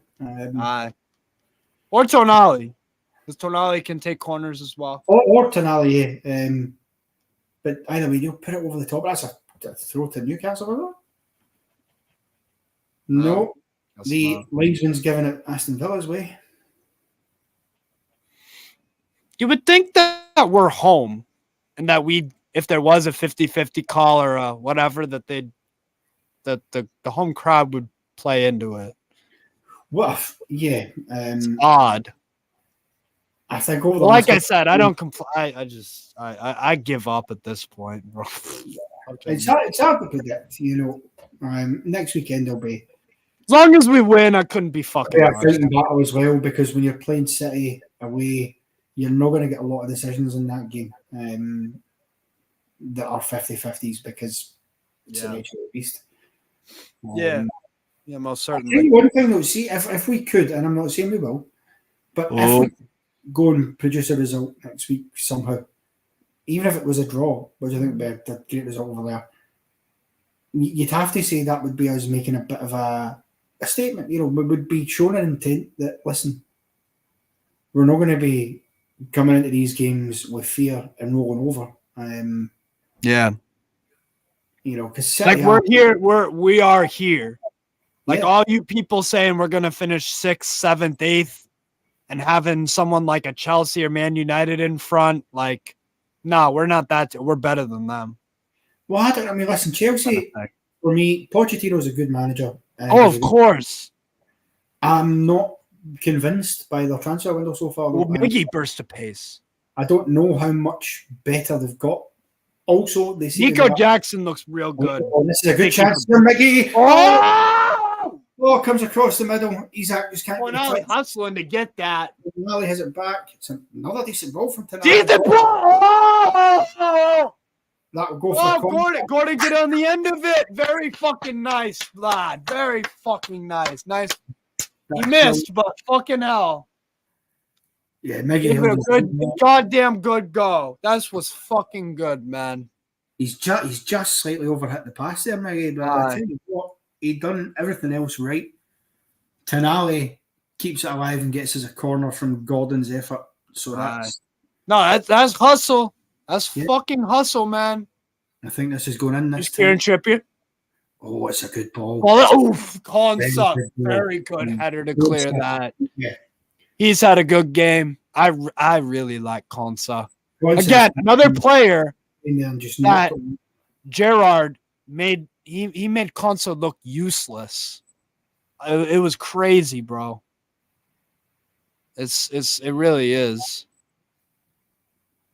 Unreal. Well, what it is to take, Gerrard, coaching wise, when he was at Rangers, Michael Beale was the secret to that success. Yes, he was the coach. Once he lost Michael Beale, and he has his own problems. Michael Beale, he has his own things that you can critique him for. Particularly, I just think he's a bit too rigid. Has to play this way. Have to. I get it. You want to have a philosophy and stick by it, but I agree. He doesn't. You need to adapt. You do. Situations. That's my thing. I thought because last weekend I watched the Kilmarnock game and he didn't. That was dreadful. Oh, the plan wasn't working. He could have changed at half time. He didn't. Even when he brought subs on, it didn't change the system or the way he was playing. And because he is, as you see, he's a rigid coach where that's concerned. He likes his style, and that's it. Oh, Gordon's going to get a booking here. Jesus, that ref is loving the yellows today for both sides. Fucking hell. I want to see this. Is that a yellow? Let me see it. I mean, yeah, I can see why he's been booked. I feel it's slightly harsh, but yeah, fair enough. To be fair, the one thing outside of the debatable Martinez red yellow, he has thrown around yellows like crazy today. He is being consistent. But again, if he's booked Gordon for that, why didn't he book the Villa player at the end of the first half? You know, he's shown a level of inconsistency, although, yeah, he has been a fan. Gordon, there you go. Just being a fucking nuisance. That's the thing. Gordon is a fucking nuisance to play against. Oh, yeah, he'll get into your face. He'll be right on you. He does, you're not going to get time with Gordon when he's at. Yeah. Yep.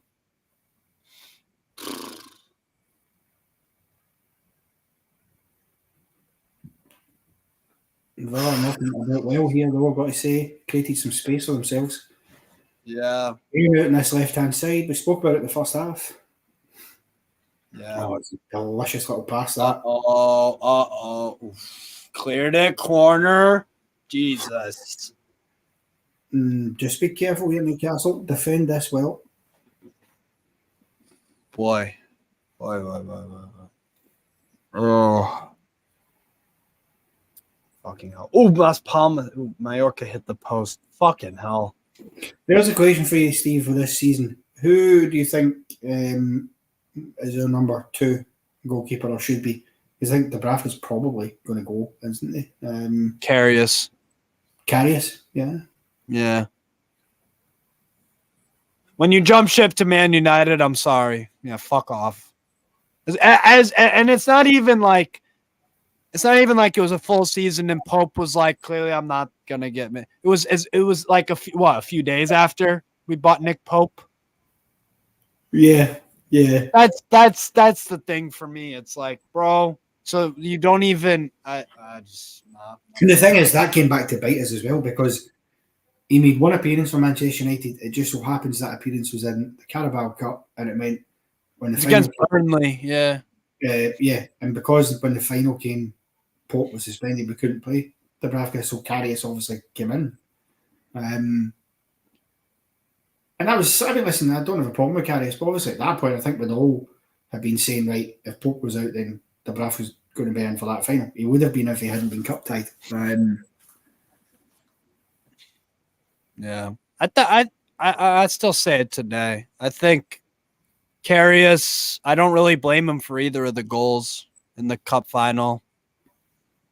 No, well, one of them takes the deflection, which does make it exactly. Exactly. Oh, Isak's in. He's in. Oh, Steve. Oh, why did you pass? Robin's got it back again. Oh, the tackle. Referee is called offside. I don't know who on, but he has. Why didn't Isak pass there? He should have passed for the tackling. Either way, that should have been. Look, he is confident.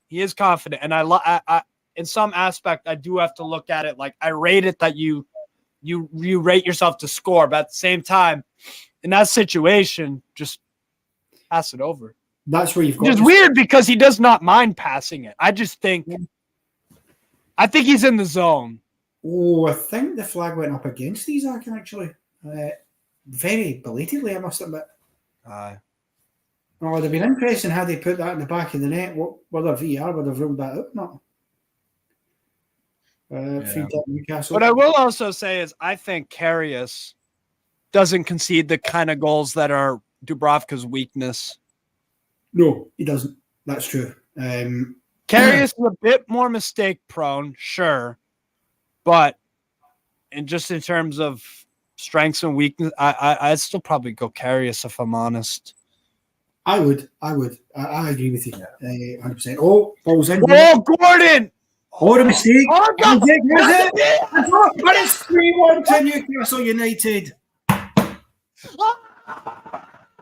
Yes!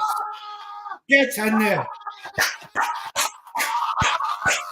Oh, it's so fucking good. Oh my god. No more than This is the ridiculous. This second half. guy. This fucking guy. So. That Oh, he's unbelievable. This guy, Alex Isak. Oh, just outrageous for he's me. outrageous. Oh, man. The mistakes made. Costa's had a. We've been talking about. No, sorry, go on. I'm saying that, the Villa players made the mistake. He's actually grabbed his shot as well. But to think that over, we just said it 2 minutes ago. He gets a brilliant chance, misses, and look at that for a recovery. Beautiful. Composure. The composure is fucking composure. Man. Oh, Alexander Isak, take a bow. People don't make Emi Martinez look silly. It just don't happen that much. Wow. This kid is this. Oh my god. Oh my god. Fucking brilliant. Literally so fucking. No, that goal, that maybe. That's yeah. I said 3-2. We've got 3 now. Should Villa score again? I'm glad I'm wrong. I'm glad I'm wrong, man. I'm at 2-1. 3-1, dude. Oh, he's just irresistible. Seriously. So good. Yeah, I just fancied there'd be goals in this. And I don't think the goal scoring has stopped either. If we get a fourth, I'd be absolutely over the moon. Good hit. Villa just trying to bite back here, get an early response back, as they did in the first. This guy is fucking. Oh, the play. I'm charging up forward. He's back in again. Oh, Martinez again with a save 1-on-1. Oh, that time he could have went over the keeper. Fuck. Oh, I tell you what, Emi Martinez has kept the score down. Yes. Here because that's really 1-on-1. Yes. Isak's had 2 saved, and then that. I mean, Martinez. People can criticise him and say what they want. I think he's a. Oh, he's quality. He's kept, like you said, he's kept them in this game, to be honest. Yeah, he has, without a shadow of a doubt, he has. There's a reason he's a champion, and that's part of it. But again, good play for Newcastle. It's the speed that we're getting forward when we're picking it back up in those areas. And bro, it's the runs Isak is making. It's ridiculous. I know it's only the first day of the season, but my second place prediction. You never know. He could he have squared that over as well for Gordon, because he was like, look at his shots ripped. They've been grabbing him that much, the Villa players. Oh, this guy. He is. I tell you right now, if he plays the way he's been playing last season, stays fit in the way he started this season, he's going to be right up there, I reckon, with Haaland in terms of top goal scorer territory. Yeah. Because he missed out on a patch of last season through injury. This season, hopefully, that's another good ball. Martinez is coming. Oh, Martinez. He's got back in time. Miggy just couldn't get the shot away quick enough. It's a bit awkward because was the ball drifting a little bit away from him? It was. Yeah. He said to do it so quickly as well. But great composure from Isak, but if it was another league, that defense will be left. Yeah, that we made them look fucking silly. Wow. Again, no Villa. Tielemans, Diaby, just a little bit off Diaby. He's still an outlet for them. 2-goal leads are great, but they are the most dangerous in football or hockey or NFL, to be fair. If you're up 2 touchdowns. You've had 2 chances there to really, really kill it. I think we'll get more chances to come, and this will be, another goal for us definitely ends this game as a contest. Probably. Martinez, though, he's recovered well there. It's all to be fair. But my word, Aston Villa here, you know, for everything they done right in the first half, after we scored their goal, the first goal, because you know, and the second goal comes with a set piece, they have looked vulnerable at the back.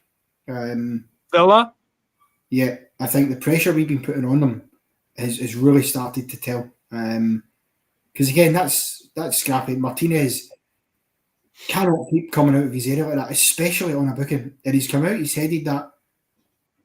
And for me, if my goalkeeper's doing that, I'm not happy, because I'd want him to stay in his box and let it come in and catch it. Villa making a change here. So this is their third and final change. Carlos, they're bringing on a fucking defender. That shows you what they're thinking. McGinn. So they're going 5-4-1.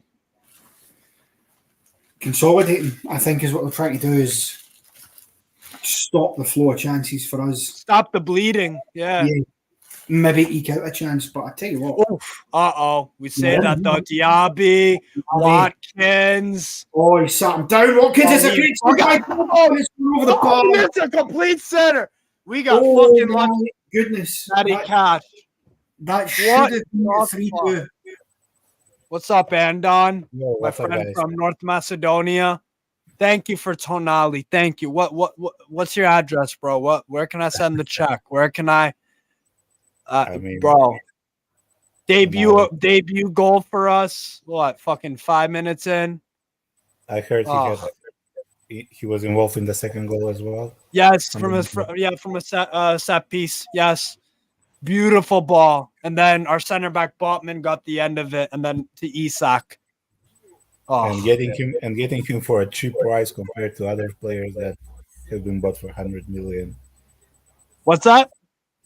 I mean, compared to the price that you got him for 60-70 million, compared to other players that are going like 100 million. Oh yeah. Oh, it looks a good bargain, definitely. Yeah, for sure. I mean, Trippier.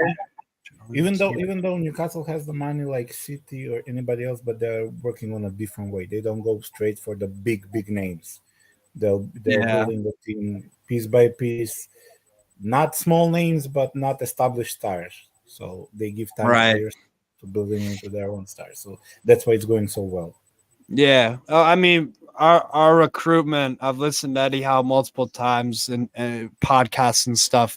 He looks at personality, looks at the strengths and weaknesses. He really dives deep, real deep. There, some stats and stuff like that. That's part of it, but it just seems like very, very. We have a plan. That's the thing. Like a couple of changes are about to be getting made. Kevin Wilson and Harvey Barnes ready to come on there. And I love that. We're trying to bury them. 3-1 up, we're not satisfied. I love that. Who's he taking off then? Is Isak going off for Wilson, or is he going to play them together? I personally would keep Isak on. But then the question is, because Harvey Barnes is coming on, I wonder if maybe Miggy, is he maybe going to go off? Yeah. It'll be interesting to see anyway, that's for sure. Villa just asking some questions at this moment in time.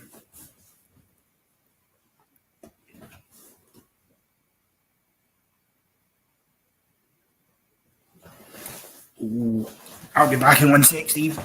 Yeah, no worries. I mean, Newcastle has very good balance in midfield. Yeah, yes. I think Tonali, again, another player where it's like, I love watching Serie A. I watch you guys. You do too. You're a Milan boy. So the strengths and weakness, the strengths of Tonali and some of the things he can get better at, like you said, it's well-rounded. It's got a bit of everything.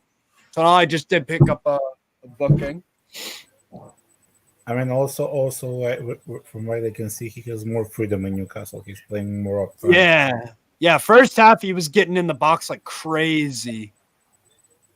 He could get us genuinely if he's keep on playing like this in all comps. He could get us 12. Yeah, 12 goals, something like that. Yeah, And that's don't, gonna be and huge. plus, don't Man. forget his strong side are also set pieces. He can get like 10 assists from set pieces as well. Yes, he can get assists from Sep. Yeah, we could have a Oh, Anthony Gordon coming off for Callum Wilson. Sorry, for Harvey Barnes. And Isaac is off for Wilson yet. Unplayable. Isak was unfucking playable today. Special player. Wow. This is the great thing as well when you've got two strikers that we've got. Wilson comes on, he's going to pose a completely different problem there for that Villa defence. I still think, personally, I'd like to add another striker to the squad because just for Wilson get injured. He's got that yellow Bruno, prone, and you want to have a third option there. I think, although judging from what's been said by Eddie Howe in the club, it'd be more likely to bring somebody on loan for that purpose. Yeah. Have you seen the first episode of the We Are Newcastle United Amazon Prime documentary? I haven't watched that yet. No, I don't have Amazon. Yes, I will though. I will get it. I will get it to watch it, definitely. Tonali, Bruno. Yeah, Tonali's looking to get forward in the box, crash it. Yeah, I like that. It's good intent from Tonali. He's got one thing in his mind: get into that box, get it forward. Yeah. Yeah, 100%, bro. See, he would never have worked in a Steve Bruce team because Steve Bruce didn't like going forward. He didn't believe in that. He believed in playing shit and just defending constantly. Oh, it's just got out. Yeah.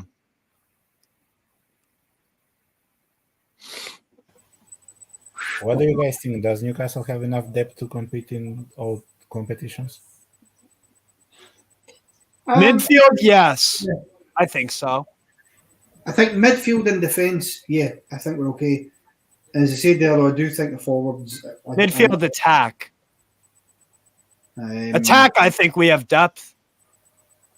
Think about it. Barnes and Wilson started on the bench. True. That is not. That's a right winger. We could do an upgrade on Jacob Murphy, possibly.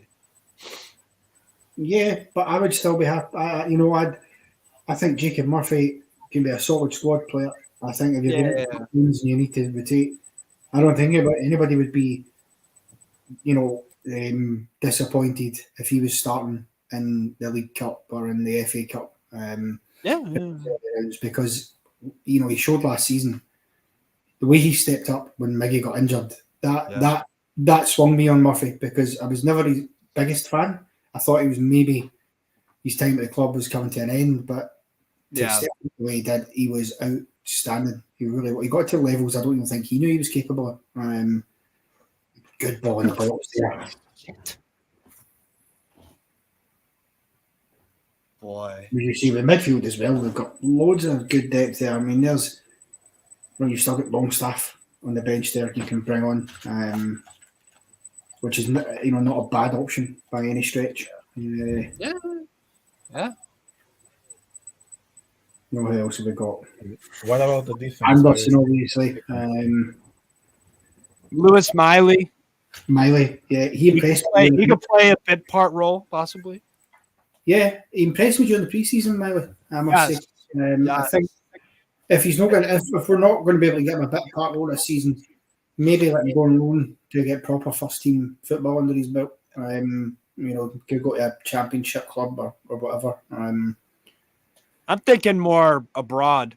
Think about it. Yakuba Minta went to Feyenoord. Garan Kuhl at loan at Volendam. Maybe another Eredivisie club since we've got two there. Eredivisie is a very good league for developing talent. I know Lewis Miley isn't fucking Dutch, but I mean we have two Americans at PSV. True. So it isn't the the craziest thing. I'm trying to think maybe Utrecht might have enough depth. Yeah, maybe an Eredivisie club. And you know what the thing is also? You know what I watched Friday night, Feyenoord PSV. If I told you it was a Premier League game, you'd believe me. You would believe me. Sangare, Bibadi. I mean, Feyenoord's midfield is very good. It was very end-to-end. So I think that could be interesting if Lewis Miley could get in their Division 1. I'm still baffled how nobody bought Sangare yet. How he's good. I like Ibrahim Sangare. He's 24. After the half not that expensive. I don't know. Real powerhouse, man. He's a powerhouse, bro. Like he can just fucking just power his way through guys. Up the pitch, muscle him off the ball. He doesn't look sexy on the eye, like technical ability, but he's like a fucking bulldozer, bro. He just carries the ball, and if you can get it off him, good luck, really. And he's not that expensive. He's around 40 million for that kind of which is fucking incredible value, to be honest, in this market. Oh, Mallorca hit the bar on a penalty, crossbar. Here's an interesting stat for you, Steve, that I don't think anybody would have known. Huh? Just been put an interesting stat that's just been posted. Alexander Isak is the first Newcastle player since Obafemi Martins in 2007-2008 to score twice for Newcastle in the opening game of the season. Wow, that is a great stat. Jesus. You wouldn't have known that. But then again, infamously have had slow starts to the season over the years. So, Yeah. Oh, it's all good, Alexander. You're good, bro. I'll send you the BN Sports details in a minute. Header, Ajax. Let's see. BN? Is that BN Sports? What are Newcastle plans towards the end of the Mercato? Any plans for new players? I think we'll bring in one more. Yeah, one more player, I think. A center back for some depth. I think, I would agree with that. I think one more player will come in the door, and then I think they'll be fairly comfortable with where we're at. And then it'll be a case of assessing the situation where we're at in January. Because I do think already the bench looks a lot stronger than it did last season. And that was partly what we needed because, to be fair, it showed when we played our B team against Sheffield Wednesday and went out of the cup. It was a poor performance, and it only switched back in our favour when the likes of Bruno Guimaraes came on the park. But at that point, it was too late. We couldn't rescue it. So I'm glad to see where we're at. But where do you see Newcastle finishing the season? What place? I've got a second. I don't want to finish second, by the way, because if we're second, god damn it, we're one place off of fucking champions, right? Yeah. I just feel like we really could do something, bro. If I'm honest, honestly, I think we could support. I think I'd have a third or fourth again. Because I think I'd rather win a cup. By the way, you're even Europa League than finish second. By the way, you want to be getting into the Champions League. Don't get me wrong. I wouldn't have a problem if we did end up Barnes running the Europa League because there's a chance, depending on the Champions League group we get, we could probably the Europa League this season. Come on, I need that trophy. Nice. What's up? 4-1. Yo, wow. But they're looking at VAR. You must be in front of. Yeah. Let's see. Tonali. Very nice Tonali shuffling that. Oh my god. Army Barnes! Is it 4-1? This will be the VAR check that Andon's mentioned. Yeah, they're VAR checking. I think it's offside. It's very close. So fucking good. Oh my god. I would reserve your celebration, Steve, because it sounds from Andon that it might not be counting this goal. They're looking at VAR. Oh, it's tight, isn't it? That's tight. They approved it. It's a goal. They approved it? Yeah. Yes, it is 4-1 to Newcastle United. Fantastic. It was a tight call. Yeah, it was very close. Because you can see, do you know what's probably happening there? I think, Andon, See, because it's right where the line and the blade of grass is, that's almost put the line up for them. Wow. To guide it, so that's, yeah. So, that's the last 2 games in a row we've played Aston Villa at James's Park. We've put 4 past them. Oh. I tell you what, you could not vote for a good start to the season, Steve. This is. And you know what? Actually, you know what? That is probably one of my strongest cases. It's 4-1. That's probably, you know what? Newcastle finishing second. You know what? One of my best cases is we have 2 strikers that could bag 15. Yeah. That's a good we have 2 strikers that could bag 15. How many other teams can say that? I mean, Liverpool. Probably. I don't know about Liverpool. Liverpool could with Jota. He could play striker and Nunez. Yeah. Other than that, Man United, possibly. But I quite like Rashford can score, but Rashford is more of a winger. Yeah. We're talking pure strikers. Probably City is the only one. Yeah, City with Alvarez, Haaland, Yeah. Arsenal doesn't have a proper backup striker. Chelsea as exactly. Well. United, they play Rashford as striker, but also how Haaland will. And this is another point. Haaland's come into United. I agree. I think in terms of a strike force, with two strikers can do that. We do have a, I think. And that can help with the Champions League thing that people are saying that, the depth might be a problem. Bro, we have 2 strikers that could get us 30 Premier League goals combined. And maybe that's even generous. Maybe that's even being conservative. You have 2 good left wingers in Gordon and Barnes. Yes, exactly. Yes, they could get us some. I mean, Anthony Gordon was, he was good. No doubt about it. Barnes, as you say, Gordon as wingers, they can get a couple of goals between them. In the midfield, we know Bruno is capable of scoring goals. Tonali, I think he'll get us a few. Miggy will be in the action. Joe Linton, he's easily, I think, 5 or 10 goals a season out of him. Who's your backup right winger? The backup right winger, a guy named Jacob Murphy. Yeah. And even he's got a couple of goals in his locker these days, so you never know.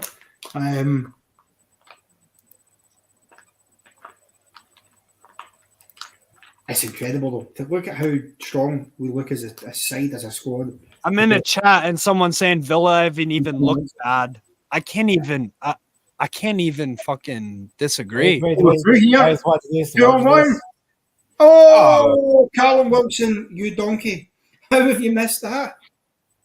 Martinez has saved it again, Steve. But wait, you see this. Callum Wilson's got to score. That should be 5-1. I haven't seen it yet. Yeah. I don't know how it's not 5-1. It's a good save, but Wilson shouldn't be giving Martinez the chance to make the save there. Oh my God. Yo, what? How do we miss this? The 2 subs, Barnes onto Wilson. Wow. Callum. You know what? I'm gonna take this approach with it, right? We're up 4-1. If you're gonna miss a sitter, miss a sitter. And there's only 10 minutes left. So I'd rather you miss now than next week away to Man City if it's 1-1 late. Agreed. I guess I can frame it like that, but yeah, that is. Oh my goodness! Wow. How did that not go in? Wow. That is good from fucking Emi Martinez. I can't lie. That is. Wait till you see the corner, Steve. Goal line clearance. Goal line clearance. Chance after chance. People in that group chat, people are already apologizing to me. Sorry, I put Newcastle 6th. Sorry, I put Newcastle 5th. Already. That's nuts. I'm not saying it's gonna happen, but fucking hell. Whoa, what? How? See, this is the one thing. You remember last time we drew a lot of games because we got so many chances and didn't take them. Yeah. We could, and it's not an exaggeration to anybody who's watching us and not watching the game to say this, we could have 10 in this game. We have had that 8, many 9, 10, yeah. Martinez even though he's conceded 4 goals, has actually been brilliant for Aston Villa. He has made some Yes. He saved now 2 clear chances. Yes. Like 80% goals. I think he saved 3. You can make an argument. Yeah, Tonali got through for 2-0. Could have We've been so good. Wow. I mean, Aston Villa, Emery subbed on a center back because they tried to make it less ugly, and it's, boy. Oh, nice. Wow. That's the impressive thing for me, is that this is against a very, very decent Aston Villa side. You know, they're not talking. This isn't Luton Town. You know, this isn't a relegation battling Villa of 2 seasons ago. This is a team who will be pushing for the top 6 themselves in their own right this season. Aye. And we've absolutely put them to the sword. We're in again there. It's another corner. Oh my God. Boy. If we could go with this, a 5th goal is only a matter of time, because this is just way. If they continue like this, 2-1 or 1-1 Mallorca. No, I said. Wow. This. I'm just happy we have a good team to be proud of. I've just seen that replay back for the corner, and of all the Villa players to be on the line clearing that, it was Ollie Watkins. Of all the players on that park, Ollie Watkins clears it. Oh, here comes Jacob Murphy and John Longstaff. Literally walked all up. Yeah. I do think Kane will get off the bench in the DFL Super Pokal. Yes, I do think so. Yeah, Kane is on the bench for Bayern. They wouldn't have fired him into the squad so quickly if they didn't plan to bring him on off the bench. Yeah. No, that'll be good. That'll be on in like 20-ish minutes. But yeah. Wow. I mean, with Kane, United made a mistake. They should have gone all in on him instead of begging 80 million on Højlund. Yeah, totally agree. Yeah. They should have. And that's United, and I think that's why their fans are so frustrated with the Glazers, because players like that just seem to slip through their fingers all the time because they're trying to be too clever or stingy. You're a rival to Spurs, and they weren't going to sell Harry Kane for £80 million to Manchester United. It just wasn't going to happen.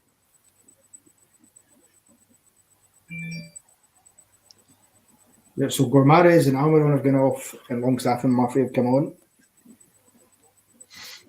I think we'll see that throughout the season. Yeah.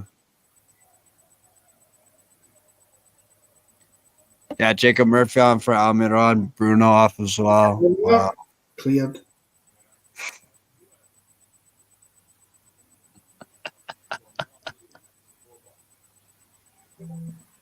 Are we're technically joint top of the league with Man City. Match week 1. Yeah. Because they won 3-0. Obviously, we're winning 4-1. So they'll stay top on goals conceded, basically.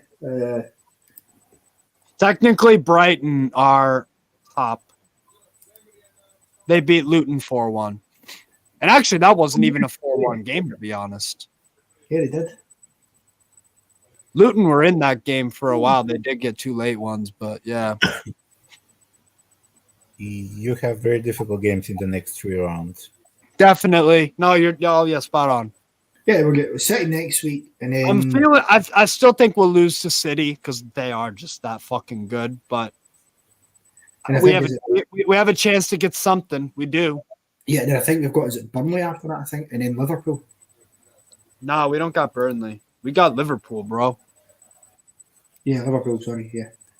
We have Man City away, Liverpool at home, Brighton away, Brentford at home, Sheffield United away.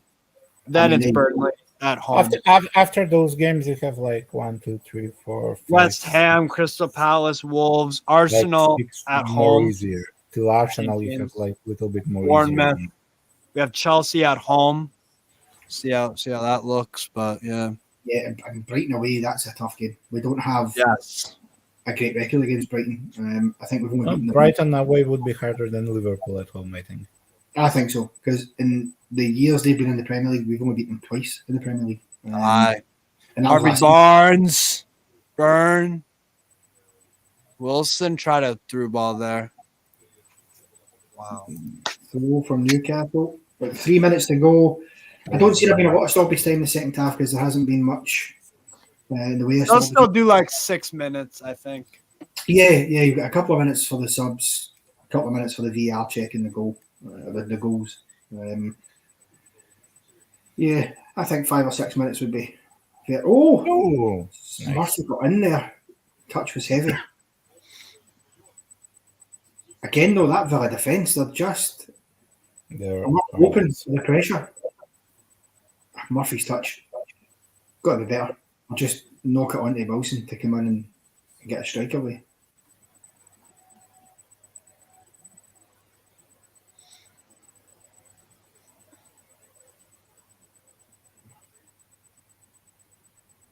Whoa! Ooh, Jacob Murphy. Yo. Damn. Wow. Wow. Villa have thrown in the towel completely, honestly. Wow. Yeah, I think the second half's just, we came out with the same intensity that we've played the whole game. Villa, to be fair to them, they've had their moments. I mean, Matty Cash should have scored. But apart from that, we've nullified them and just the pressure we've put in their defence, they've not coped.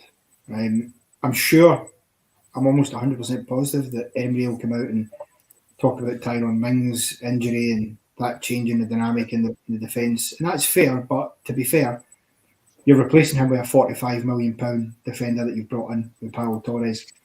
It wasn't as if it was a young B-team player they had to bring in. And that's a great bit of defending there as well from Newcastle. Aye.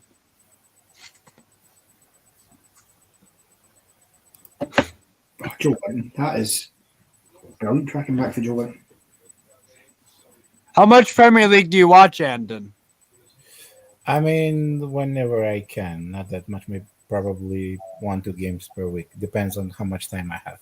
Right. Ooh, Tielemans. Oh, yeah, that's great from Joe Allinson. Jesus. Are you going to watch Newcastle maybe a little more since Tonali's here? Or what do you think about it? Yeah, but usually the teams I watch are Chelsea. He's about to. Harvey Barnes is in. Harvey Barnes has made it 5-1 to Newcastle United. No way! No fucking way! You're joking. Another goal. You're joking. On the counter, we are just... There's the subs paying off from Eddie Howe there. Brilliant. Yo, why is my TV glitching? Oh, no, it's not. Never mind. Okay. Tonali receives it. Oh, what a little touch. Oh, that's nice. I'm waiting to see if there's another yeah. That is tremendous from Harvey Barnes.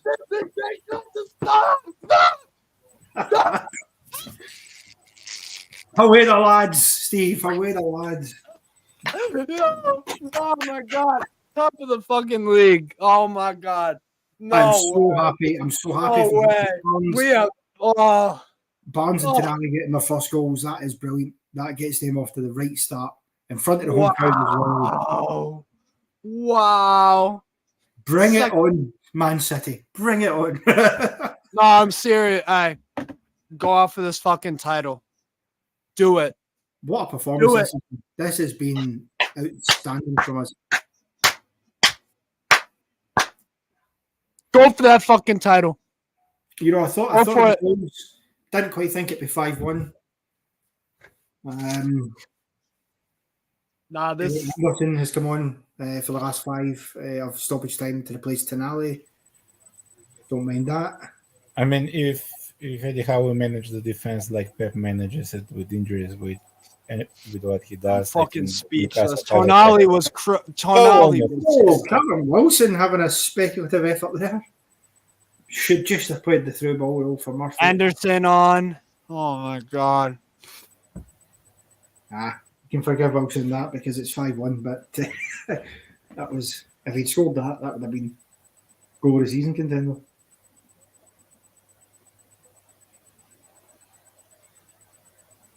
Is it just me or is there a beeping somewhere? I feel like I can hear a beeping.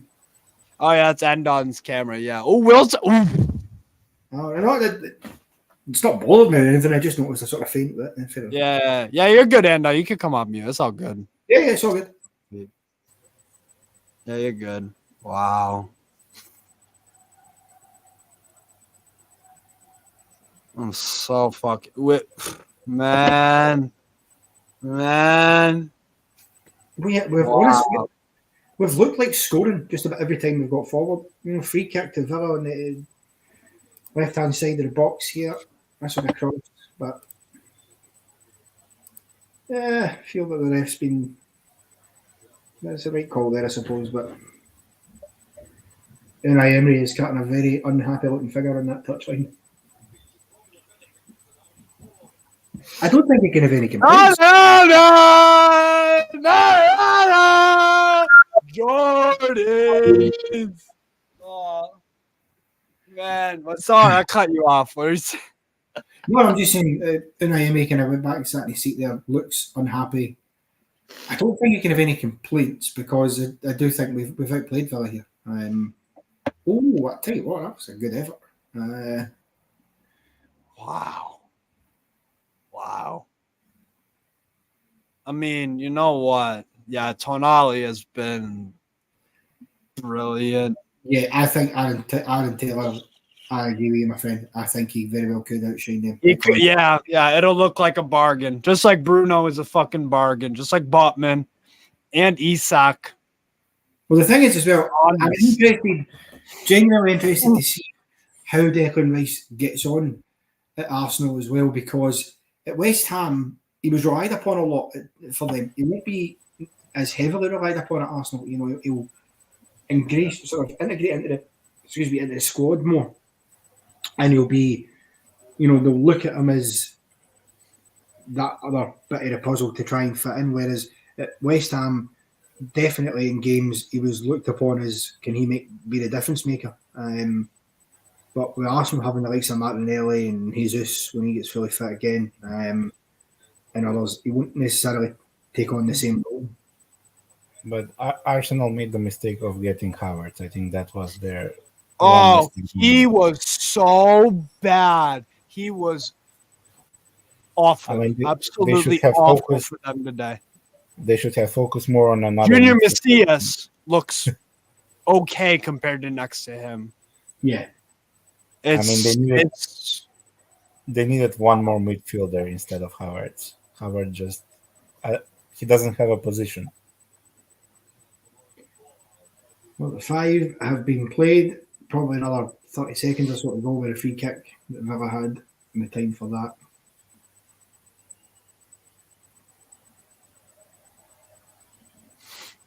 So who have Villa got next weekend then? What's their next? Let me check.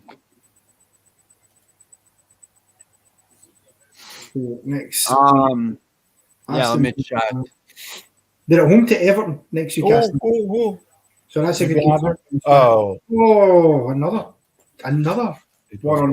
What? And that is full time.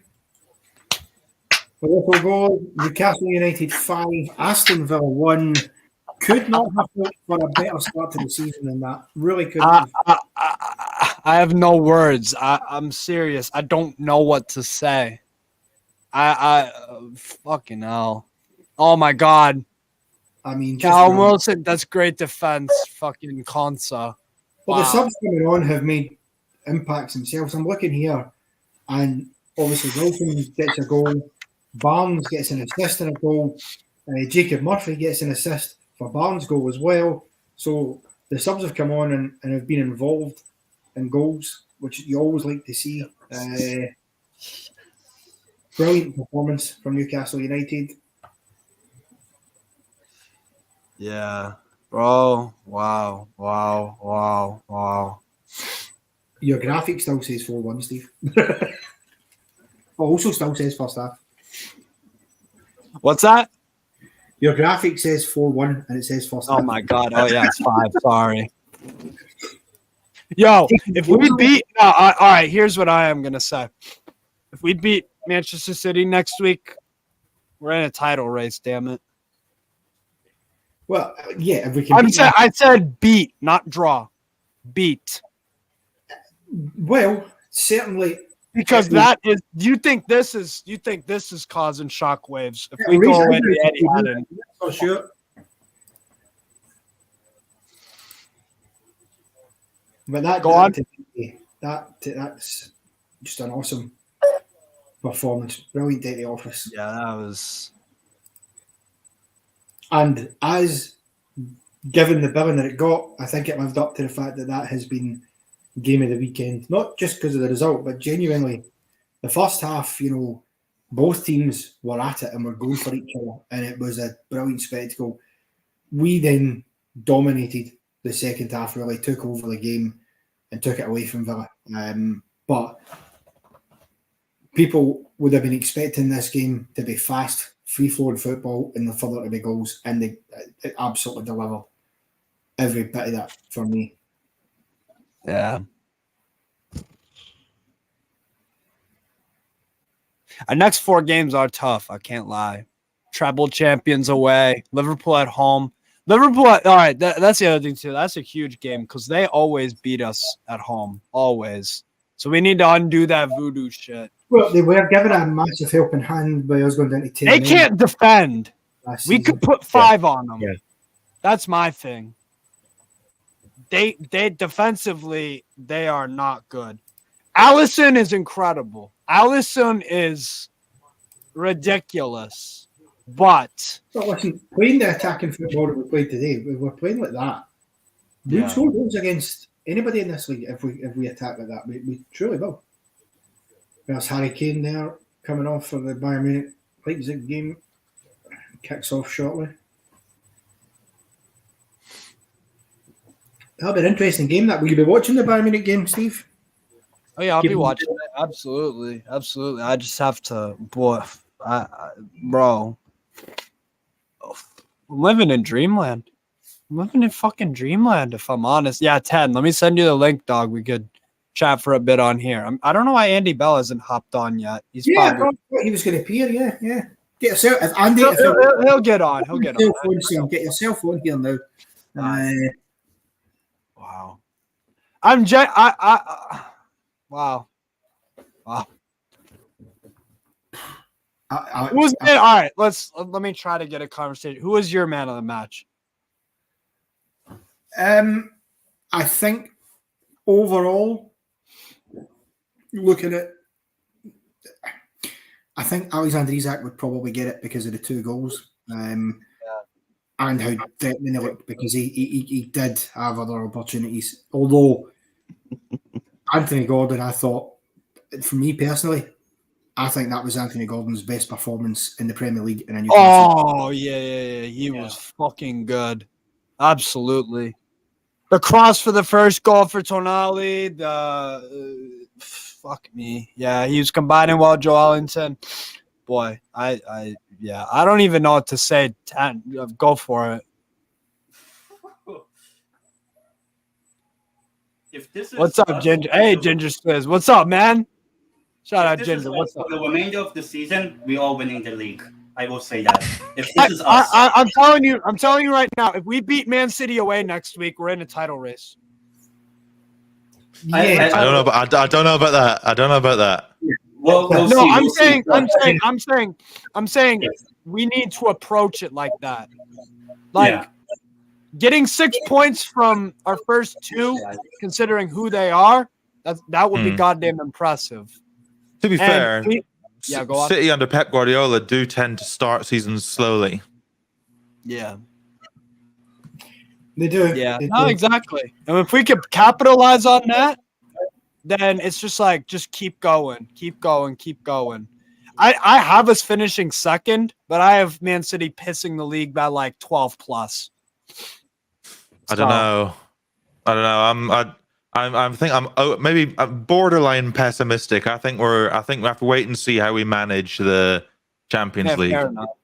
Yeah, because we have a much better bench this season than we did last year, but we still have to hope that we have good luck with injuries, because 1 injury at centre back, 1 injury at left back, and we're buggered. Totally. Yeah. Would you bring? So who do you want before the window shuts? Bring in a centre back. I would bring in someone who is a better ball-playing version of Dan Burn.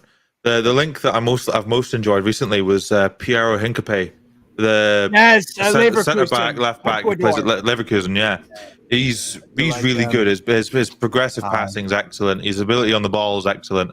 He's not quite as clumsy on the ball as Burn is, and he's just a bit quicker and everything. He's just an upgraded version. That would be my sort of profile I'd be looking for. Yeah, Leverkusen are good too because they play high tempo up in your under Alonso. They play a back three with Jonathan Tapsoba and Hincapié. And yeah, Hincapié plays on the left side of that. I would take that all day. I'm thinking of Kieran Tierney. I think Tierney's up to Sociedad though, because he wasn't even in Arsenal's fucking squad. Yeah, I wouldn't go near Tierney with a barge pole. Really? Yeah. Injuries? Partly. I think people overplay the injury thing a little bit. He's come back. He's come back successfully from his knee surgery. Yeah, his big problem was that Zinchenko was really good last year when he was fit.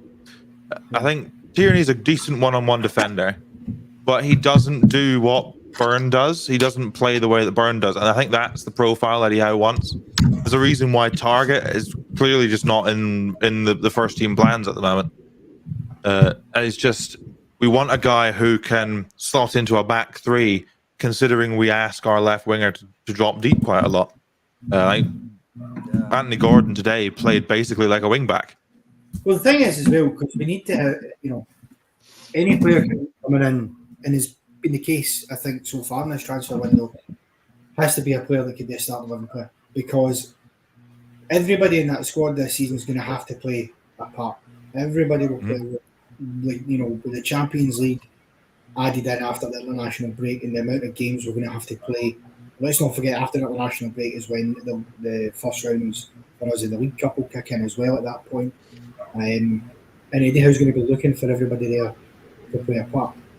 And that's going to be really, really key. Now, that does mean, I think, even players like Jamal Lascelles are going to have to get run-outs at some point, probably in the League Cup, in the early rounds. If you get a team in League 1, League 2, you maybe put him in, because you can't have passengers. Because the top teams, the way they're competing, City, Arsenal, Liverpool, Chelsea, when they're at their best and they're playing European competition, they don't have passengers. They have players who will come into that squad at the drop of a hat and will fit into any starting 11 without anybody fluttering an eyelid at the prospect of them playing. We are still building our way towards that fully, I think, but I think the signings so far have been intelligent signings to give us a real measure of that. And I think whoever comes in will need that again. And I agree with the Tierney point. I would have taken Tierney had we not just brought in Livramento, and obviously we've got Target there as well. I think they're the ones that will be looked at when we're going to change the fullbacks, because it just makes sense. I still think Target's a great player. I think Livramento's a good player, and they're what we've got for now. So it might be a centre back for me. Would be the way to go. Yeah, I agree, especially on the point about needing. I mean, Eddie Howe, we've already seen Eddie Howe say multiple times that he wants 2 11s. That you need to have 2 players at every position who can be of starting quality to be able to not only handle fixture congestion, but also to handle bad luck should someone get injured. Because we were pretty fortunate with injury at times last season. Like our back four, none of them got injured for any sort of length of time. Like Trippier and Cher and Burn are all over 30. Their health, their fitness will eventually start declining. I think we will be very fortunate to get through this season with the added at least 6 UCL games without one of them being out for any length of time. I think that's probably why we've signed Livramento, because obviously Manquillo's injured. Kraft's still got another 6 to 8 weeks before he starts training again. Oh, so that's why they haven't been sold. Okay. Yeah, no one's going to buy injured players right now. Yeah. And I do think Livramento will probably be converted over to the left-hand side. Howe's comments in his pre-match press conference recently when he said that, it's easier for right-sided players to convert to the left than it is for left to convert to right, which was an interesting, which sort of, it made me wonder if that's been in his thinking, if he's thinking like either Trippier, who when he plays for England tends to play on the left-hand side, Trippier could go onto the left and Livramento could come over onto the right-hand side, or we could even do something rogue and go with the recent tactical trend of inverting our fullbacks into midfield and having Trippier in midfield, which we saw in preseason a little bit, which would be neat. Yeah, definitely spot on. I have that theory about Livramento as well. I think he could, because he has played left and right for Southampton, I believe. So I think he could be used on the left. Definitely, I think it'll be very useful. So you said Hincapi. Any other suggestions in terms of? I think Craig Hope put like a list of like 5 or 6 defenders, and I saw like Tapsoba as well. Yeah, I'd like. Yeah, him. I mean, there's the paper talk of Tapsoba and obviously Hincapi. I think a common link we've seen in the off season that sort of died down now that Man United linked with him was Jean-Claire Todibo, who I thought would have been really good. He had a good game really yesterday against Lille. He had a good game yesterday. He did, yeah, he did, yes. Or Axel Disasi at Monaco. They both would have been really good. Someone with some pace on the right-hand side to be a backup to share whenever he gets his inevitable That's why we were once a game head injury. That's why we were linked with Lacroix from Wolfsburg. He's fucking rapid, I tell you. I'm trying to think of someone rapid. Am I watching them right now? I got Ajax Heracles on. And I've got Las Palmas Mallorca. Whatever happened to the Hanko links we've had? Oh, Feyenoord, Slovakian guy, big. Yeah, I like it. That wouldn't be an expensive signing either. I think it's just been paper talk, though. I mean, we've seen. I mean, I've been saying this for a while whenever it comes up on social media, but it's really hard to get information out of Newcastle United right now. The best, pretty tight-lipped. Leipzig 1-0 over Bayern, by the way. Danny Olmo. I'm behind you. I'm behind you on spoilers. But yeah, we've seen the two best transfer journalists going. Like David Ornstein and Fabrizio Romano have both said in the past, it's impossible to get info out of Newcastle unless they want it to come out. So ever since Dan Ashworth and Darren Eales have got in, it's ironclad. But you cannot get information out of us. So anything that comes out from the club is either stuff they want out to throw up a smokescreen, or it's about to be done. So all the paper talk is either coming from agents who are trying to get better deals for their clients, or it's other clubs, or it's just people plucking a name out and adding Newcastle onto it just to drive up the price. I mean, we saw Merdad Gudusi in the first episode of We Are Newcastle. Didn't we say that people are just adding Newcastle's name on, add 20%, sell it to Newcastle? That's what everyone thinks they can do. A lazy link, so I think call it. It's really lazy journalism. It's really lazy journalism. I think David Hanko would be a really good signing, but there's so many right-sided or left-sided centre-backs that we could sign that are quick and good on the ball that we could go for. It's just we have to be really smart with who we sign. We're going to have to probably sign someone on loan with an option or obligation to buy next season. I'm thinking maybe Max Kilman. Weren't we linked with Kilman from Wolves? Kilman, yeah. He was decent. Napoli. I think Napoli were after him for 35 or something. He's just been made captain, though. No, he's been given a big show of faith by Wolves. They're already thin on centre backs. I think they only have 2 senior. Yeah, they sold Nathan Collins to Brentford, so they don't want to lose their other guy who can pass a ball. That's something we've struggled with. I think though, doing business with other Premier League clubs, we've only signed Anthony Gordon, the only signing, and obviously I'm talking since the first transfer window in Birmingham that came in, because obviously Margaret and Birmingham came for Brighton and Villa. But since then, it's only Gordon we've actually signed for another Premier League club. Harvey Barnes obviously came for Leicester, but they're in the Championship now. And do we like Newcastle? No, we hate them. Do you see my background? I'm the biggest Sunderland Middlesbrough fan. Which is what we just have to. Yes, we can't be taken advantage of, and they will obviously try and bump the price up because it's us, because of the money situation. But at the same time, we also can't just decide we're not even going to bother to do that business because it might be tougher. Because to me, and I said this at the tail end of last season, I'd have liked to have seen us go in for Lewis Dunk from Brighton. I think he could have been a really good signing. I like him. Solid. Unspectacular, but solid. Yes. Yep, and the fact that he's already got a relationship with Dan Burn, having played together, they know each other well. You know, you can get him integrated very quickly. And I don't think you'd have had to have broken the bank to get him. I think 20 or 30 million would have probably done it. I think his age profile would have been a conflict with how we want to operate now, though. And I think he's so important to the way Brighton play out from the back. He is the most. And he's refused offers to leave. He's refused offers to leave as well. He's the highest volume passer in the league. No one passes the ball more than Lewis Dunk does. He is so crucial to the way Brighton play. You'd have a better chance, like with Byrne. Byrne was a bit of he wasn't a first team regular. He wasn't like a staple nailed on name. You'd have a better chance. But if you wanted a centre back from Brighton who plays the ball out well, Adam Webster, probably one of the best passers of the ball, pure passers I've seen at a centre back in a long time. I think he's good defender brilliant. too. Good defender. He's decent. He's decent. Yeah, but I think on the point about trading with signing players from Premier League clubs, it's quite notable that the ones we have signed have all been want-aways, fringe players, guys who aren't first-team players.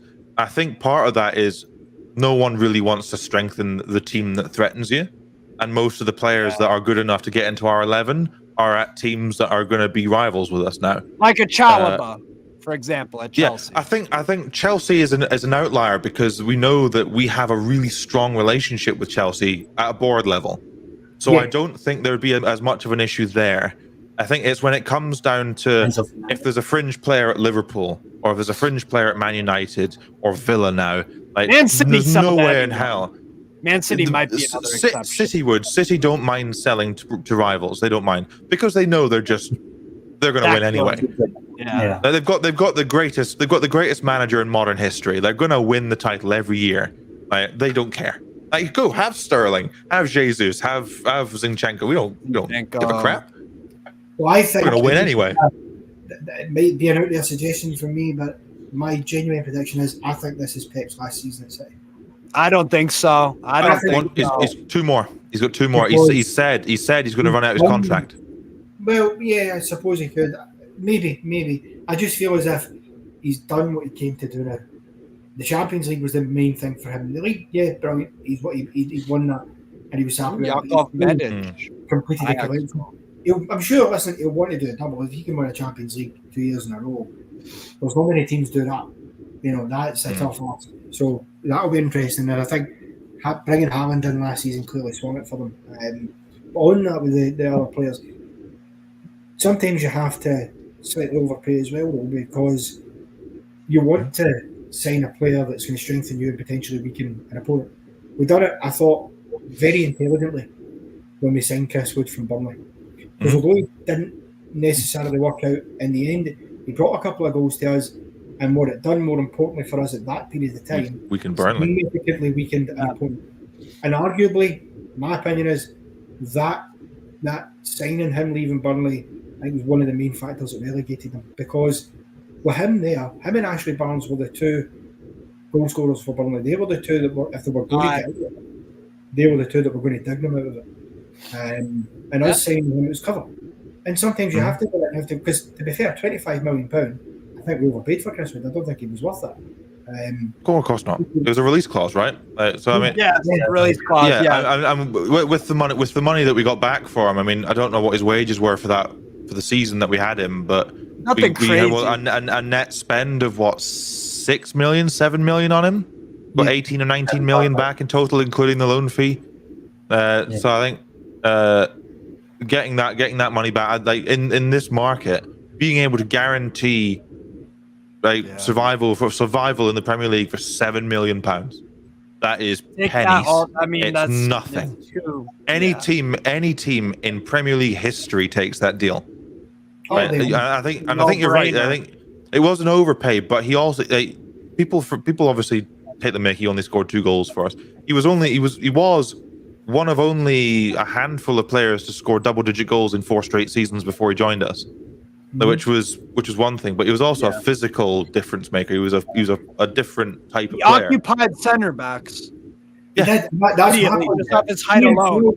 Might have scored 2 goals, but if you look back on it, and that especially in that early period when we were missing Wilson through the injury and Isaac as well, how many goals did he enable to happen by being a nuisance in the back and allowing the midfielders to get space and to come in behind and score? The likes of Bruno Miggy getting a couple, obviously, that's crucial. Yes, as a striker, his bread and butter is he should have scored more goals. We'd all agree. And nobody's going to say it was a road in success. But having that strength and that nuisance, and as you said, Steve, attracting the centre-backs, you're going to create space then for other players to get goals. And he did do that. As I said, it weakened Burnley, who at the time were competing with us to stay in the division. And you've got to do that sometimes. If we're going to compete for the league title in the next few years, which we will, at some point we are going to have to pull the trigger on bringing in somebody big for one of the rival clubs to try and gain and strengthen ourselves. Because guess what? It's what every other club have done. City done it, early doors when they brought in the likes of Tevez and things like that for United. They wanted good players that could also harm the opposition. Although it's impressive that we've managed to create the quality in our squad without having to dip into the Premier League well too often. It just shows the Premier League's not the only league in town that's got good players. Yeah. No, definitely. I got to head out and end the stream. But before we close out, everyone's man of the match. I'll start with mine. I'll go Alexander Isak. This is so tough, though. Go on, Connor. Yeah. I've swayed back and forward on this, I must say, throughout this stream as well. Isak gets the goals, gets the plaudits, but I'm actually going to give it to Anthony Gordon because that's a good terrific performance and was involved in all the good stuff that was happening before he came off. So I think Anthony Gordon. Fair enough. Ginger, go for it, Bob. I was going to say Anthony Gordon, but I'll say something different just to be interesting. I think Tonali's a good shout. I think I probably would go with Tonali just because he's not settled in the league. Like Gordon's now had time. He's obviously used to the Premier League and he's had a full preseason. He's had time to bed in. Tonali's Premier League debut, and he was incredibly composed. Yeah. Most of the time, he was the best midfielder on the pitch. Douglas Luiz had a decent game, but he was Bruno and Jolinton were sort of here and there at times. But Tonali, every time he got the ball, he was winning the ball. He was really good in the air. Which is better than he's better in the air than I thought he would be against Villa because they're quite big as a team. Yes. His passing was good. His deliveries from set pieces were good when he got them. The sort of layoffs from Trippier looked a real threat all game. And I think just because it's his debut and he's yet to really bed in and get used to playing with everyone, I think it was such an impressive performance. I'll go with Tonali. Nice. Fair enough. 10, what you got, bro? Yeah, I would say Tonali. Tonali's like the fact that we can take Bruno off and Tonali is just the perfect equal quality, maybe even better than Bruno. And scoring in the first 6 minutes of your Premier League debut when this was the exact same opposition. I think it was in preseason where I think it was Buendia. Yeah, 3-3 draw. We drew it off. And then so he was not good preseason against Villa. Yeah, you're right. I was at that game. Yeah. And now he's, for me, my man of the match because scored a goal, basically kind of an assist for the Isak goal, the first Isak goal, and just I think it's money well spent so far. Yes. No. Hey. Good first day. Let's keep it up. That's how I'm doing this. But yeah, thanks everyone for watching. Thanks for you two for coming on. Fucking cracking game. Winning the league, boys. Winning the league. Come on. Hey, let's go for it. Let's go for it. What do we have to lose? What do we have to lose? Let's go for it, bro. Fuck it.